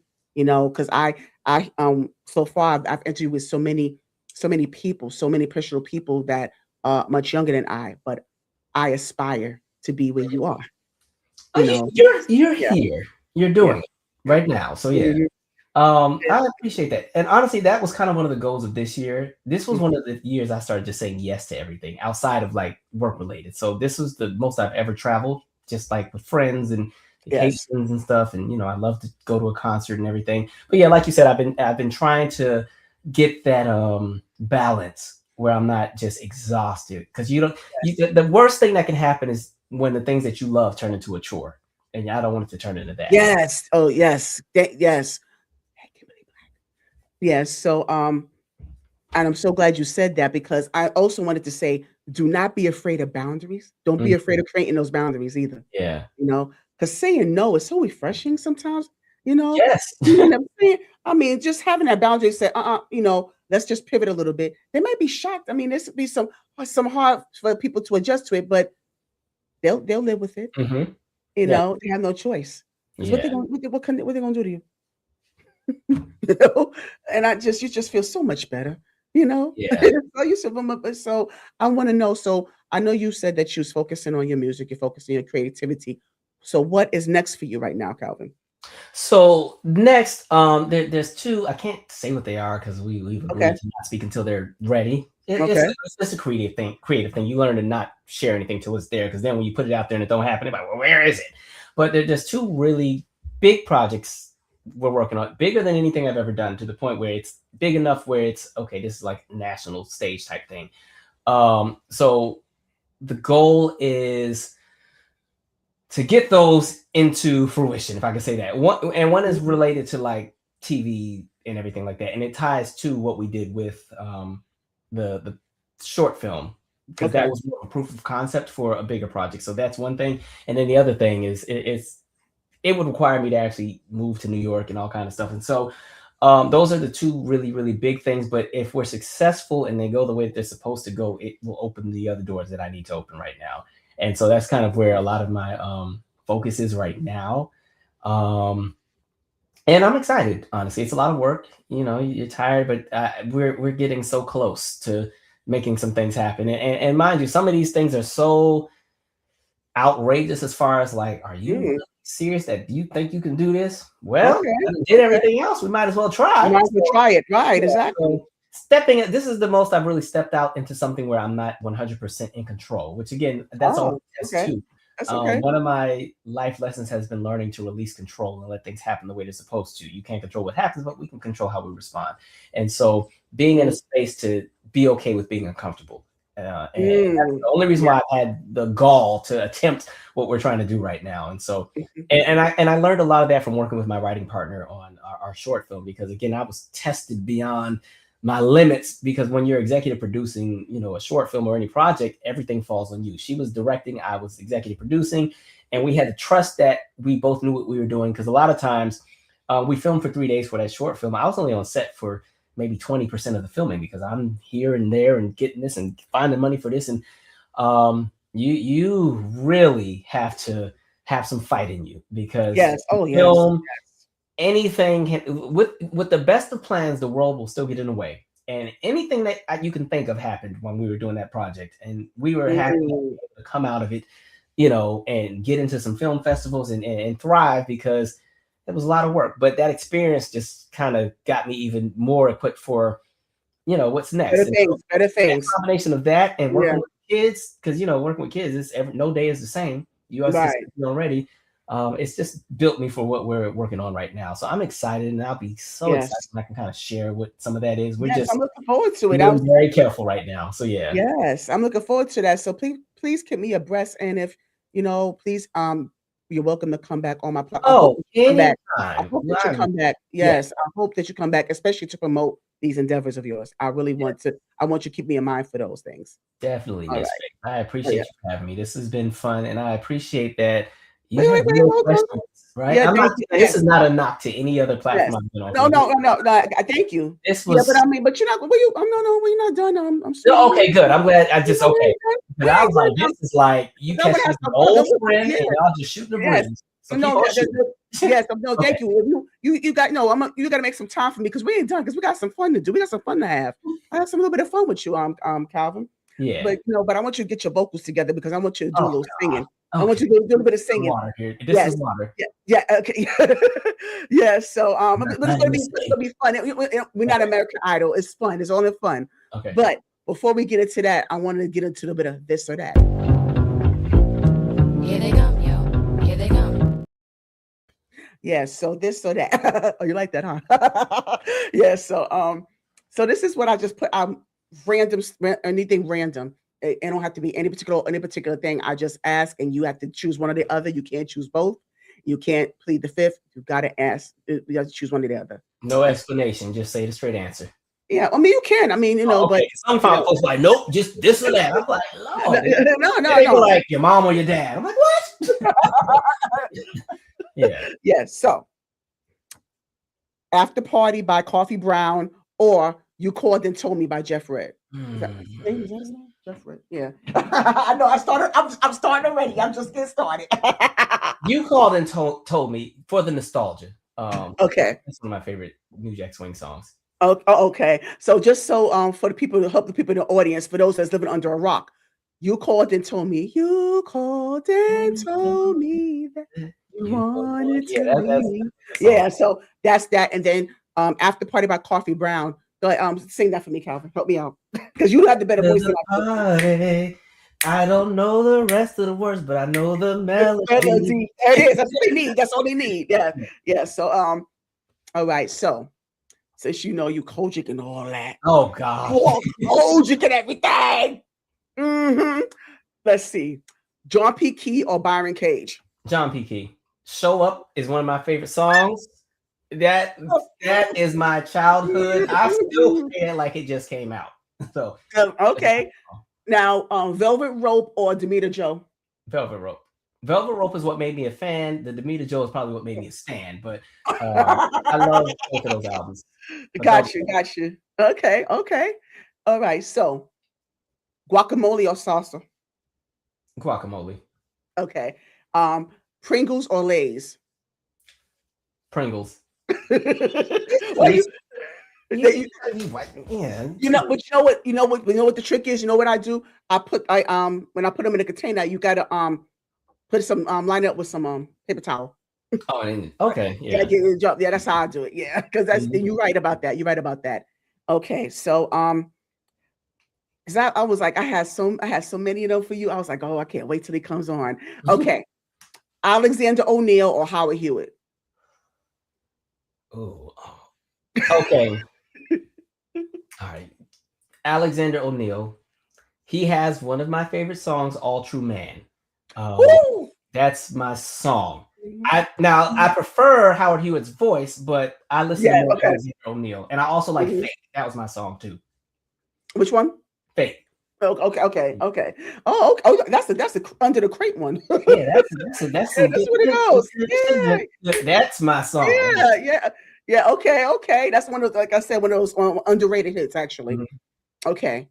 So, Chris Brown or Usher? Usher. Oh wow, you said that real quick. I don't even mean it like that. Okay. Usher, that was childhood for me. I like Chris though, but Usher, I listen to more of his music. Oh, and I believe his shows more. So yeah. Okay, no, understandable. Backstreet Boys or NSYNC? Do you listen to them? I listen to both. I'm trying to think who I was listening to, but I was probably listening to NSYNC more as a kid. NSYNC more? But I prefer the voices of Backstreet Boys as a group. Okay, got it. They have better songs, I think. Now I'm gonna take you a little bit further back. Marvin Gaye or Teddy Pendergrass? Teddy is one of my favorite male vocalists. I probably watched every Teddy concert on YouTube, the Lake Tahoe show that in the UK. I haven't watched all that. Teddy's one of the people who has the voices that I wish I had, because he's from that era where the men's like to their voice. Yes, that grit. It's that grit. Yeah. Makes sense. Okay. Earth, Wind, and Fire or Cameo? Earth, Wind, and Fire. Oh, okay. One of my favorites. Oh, yeah, I'm taking you back. I'm like, what you know about these people? What you know about them? Yeah. So, okay. Hamburgers or hot dogs? Hot dogs on the grill. On the grill. Yes. Oh, yes. Okay. Yeah. Good answer. Very good answer. Okay. Let me see. I'm gonna give you a good one right here. Oh. Okay. Stevie Wonder or Smokey Robinson? Stevie. Okay. Oh, why is that? His catalog is just so much bigger. I love Smokey. Smokey has an amazing falsetto, and I sing in a lot of falsetto, so I love that. But Stevie is that 5-6 album run he had in the mid 70s. That not too many people have ever touched that. So Right. Okay, that's true. Okay. Okay. Surf or turf? surf, Yeah. Yeah. Okay. surf. But those that don't know, I just asked him either beef or seafood. I'm a Beef or sea. Anything under the seafood. sea, I will eat. Like Oh, okay. anything, it don't matter what it is, I will eat it. Are you a breast man or a butt man? Oh my god. Breast. Okay, somebody got mad when I said this. I said I don't think people care about breasts anymore. That's real 1990s to me. So breasts are cool. I'm a butt man. I'm sorry, but like, I think breast because like think back to the 90s when everybody had the big Pam Anderson implant. Nobody is into that. I should say, yeah, they're nice, but yeah, cool. Oh, like macaroni and cheese or macaroni salad? Macaroni salad. So oddly enough, I don't like cheese. I'll Oh, eat okay. pizza on occasion. Okay. I've never been a cheese person. I will eat macaroni and cheese on occasion if it's the kind you can slice and it's very baked. Oh, I eat, but if it's too creamy, I don't want it. Like I don't like creamy, got you. which is Okay. why when we lived in Okay. Italy, I wasn't touching half the food. And yeah, all the pizzas and I didn't want none of it. So, Okay, gotcha. Gotcha. No, I understand. Duly noted. Okay, so can we talk or right now? Can we talk by Tevin? Can we talk by Tevin? Lord Jesus, I'm so Tevin tired. Campbell. Tevin, thank you, Tevin Campbell, or right now by I Be Sure. Oh, okay. I was like, which right now you talking about? What you talking? Yeah, and I'm asking for a reason. Go ahead. I'm gonna tell you. Go ahead. Wait, which right now is that? Is that the think I'm gonna learn my lesson? Is it that song? Is Yes, that right now? yes. Mm-hmm. Oh, okay. I'm gonna go with Can We Talk? And it's only because right now I'm convinced that Tevin Campbell's Alone With You is an extension of the Right Now song, and I prefer the Alone. Yeah, that's what. Yes, that's the yes. But yes, it is. Okay. Right now is an extension of. I didn't know if that was intentional or not, but one day I was like, why does it sound like Tevin's? Yeah, but I do love Right Now. I love that song. Yes. I meant that. Yeah, that's a good one. That's one of those underrated hits that shouldn't have been. All right, Speaker Box or Love Below? The Love Below. Prototype. That was my favorite. So. It's just Andre 3000 for me. Yeah. Altogether. Okay. So, music or comedy? As far as like me doing or what I enjoy consuming. Would you prefer the most? What do you prefer the most? Music.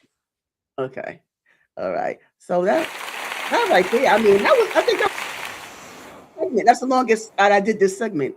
Okay. I enjoyed it. Yes. Thank you so much. Yeah. So now we're going to go into sing it how you read it. Yeah. Yo, Addison, singing challenge. Yeah. So I'm going to be writing some things down. Just some stuff, not too crazy, not too offensive, but you're going to have to come up with a song on the spot for real. Oh, right? God. Okay. All right. Okay. Let me do the first one here. I should have started writing while you was doing this or that, but I was so intrigued by the this or that. Okay. So, okay. There we go. Okay.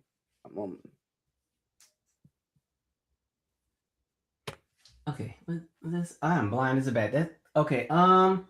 Combing out buckshots. And I gotta make a song with this. Yes. Combing out buckshots, babe. Combing out buckshots. Combing out buckshots. I don't know. Just silly. Okay. Okay. Hold on. Okay.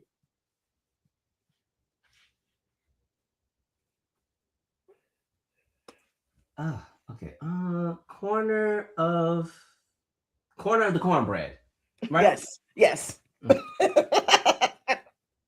Oh Lord. Okay. Time. We need a melody. I'm trying to think of a melody. I don't want the corner of the cornbread. Oh no, I don't want the corner. It's too hard. Sometimes it's crunchy. Mm. They overbake it. It don't be right. I want the middle. You want the middle. Okay. Ring around the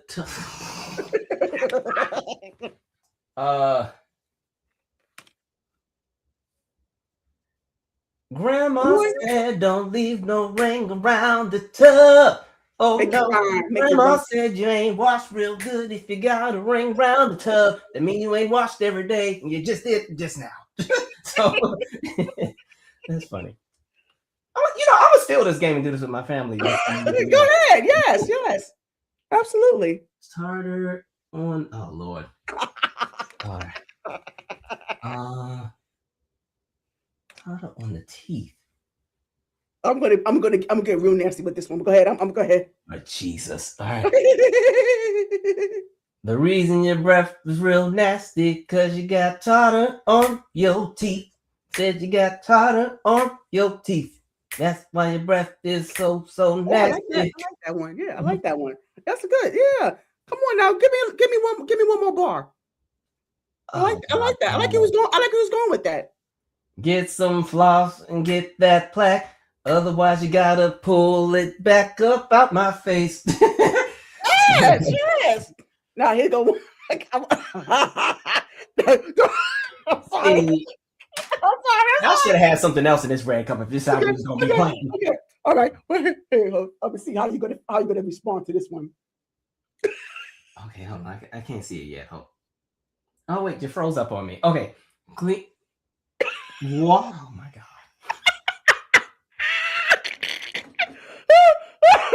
Okay, before I even think of something, can I just tell you? I remember freshman year of college because we were in an all-male dorm. Okay.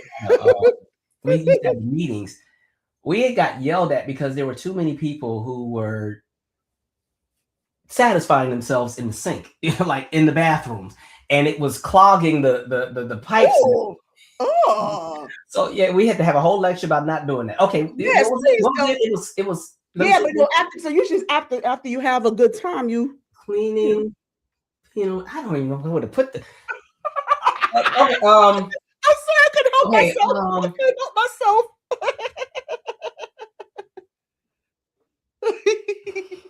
They call it a hooker bath when you clean your feet over the sink. You need to take a shower, hooker bath when you clean your feet all over the sink. Because you know it is. Yeah. That last one. Okay. Oh, I need to start saying that at the end of my videos. I never say that. Yeah. Like, share, and subscribe. Yeah, you gotta like, share, and subscribe. Oh, I like that. You like the content, share, I like subscribe. that. Oh, you got to like, share, and subscribe. Yeah. Yes. I like that one. I'm gonna use that in one of my clips. Yeah, go ahead and use it. Yes, please. Thank you, Calvin Michaels. I love that. But a couple of last two questions before we wrap up. Yeah, was that fun for you? That was fun. That's so funny. I love it. Lord, my subscribers see that, they can be like, Calvin, what in the hell? Yeah. I couldn't help myself with that. I keep it I'm real low key on the channel, so they like, I didn't even know he could talk like that. But right, so I had to go there with you on that one. I wanted to actually see what you was gonna say about that one. I was looking forward to that. That bar you was gonna set. Yeah. So now, if you had 5 people at the seat of your table, dead or alive, who would they be and why? Oh, that's a fun question. Okay. Mm-hmm. Regina Hall is one of my favorite people in the world. Yes, I know if she's at the table, we're gonna be in there dying. She's one of my spirit animals. Yes, absolutely. So, Regina Hall is one. I would also say, God, this is hard. Jimmy Jam, just because he's the producer of one of my favorite artists and pretty much the sound of the 80s and 90s for a lot of folks. So Regina Hall, Jimmy Jam. I'd say Terry Lewis, but that's going to take up one of the seats. So we're just going to make them a 2-for-1 special. So Jimmy Jam. I would also say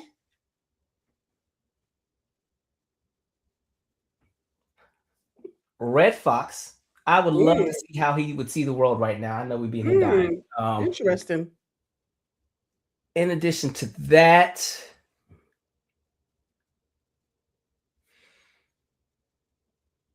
mm, oh my God.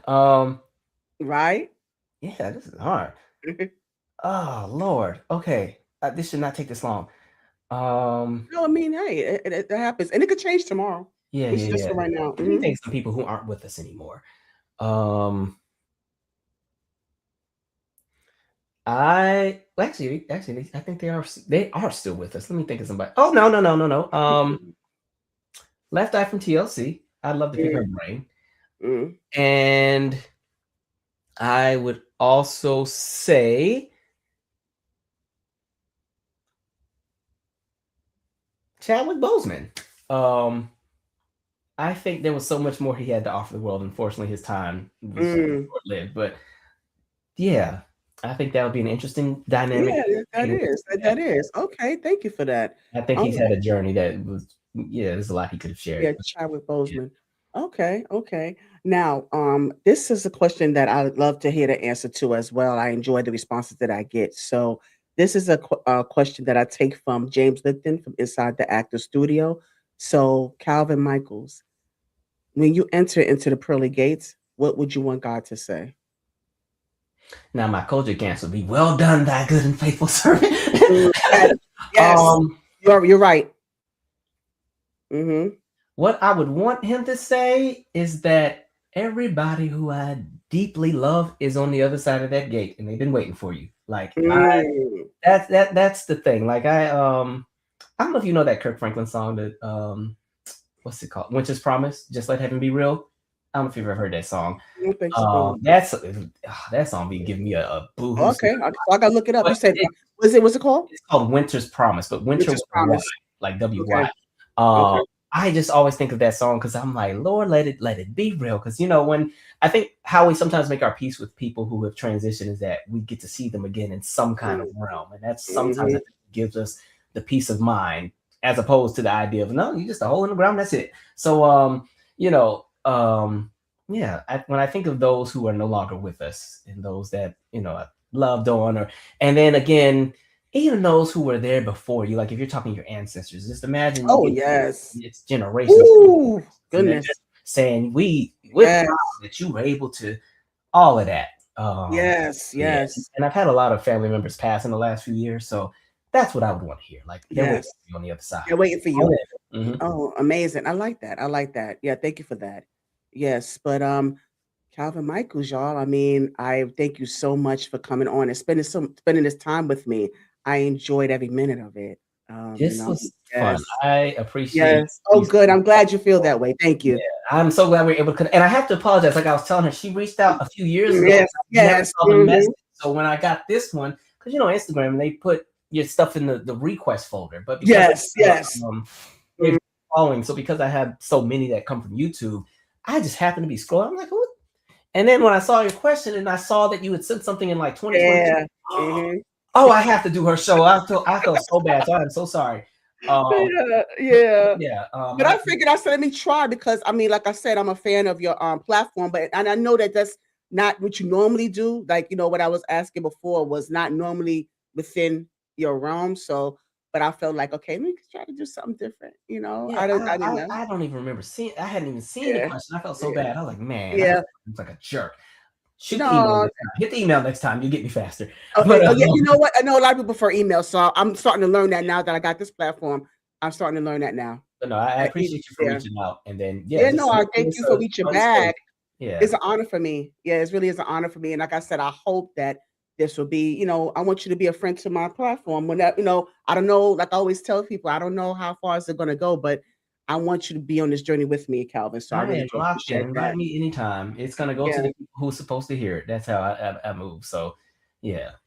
But ladies and gentlemen, give it up for Calvin Michaels in the building. Thank you so much. I hope you have a good one.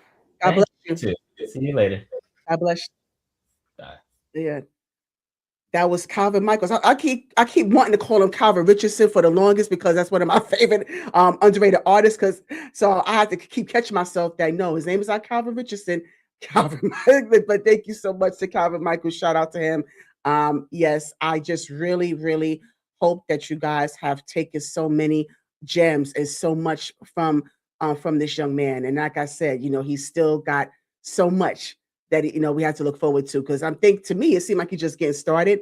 So I just really want the audience to aspire to be able to pursue whatever it is, whatever endeavors that you're pursuing, because as you can see, despite all of the tests, there always been a testimony behind along with that. So I just appreciate Calvin Michaels for coming on and just bringing so much to this platform. I mean, he has blessed me with his presence big time, and I don't think he knows how much he's inspiring me just from this conversation alone. So I'm looking forward to many more of those happening in the near future.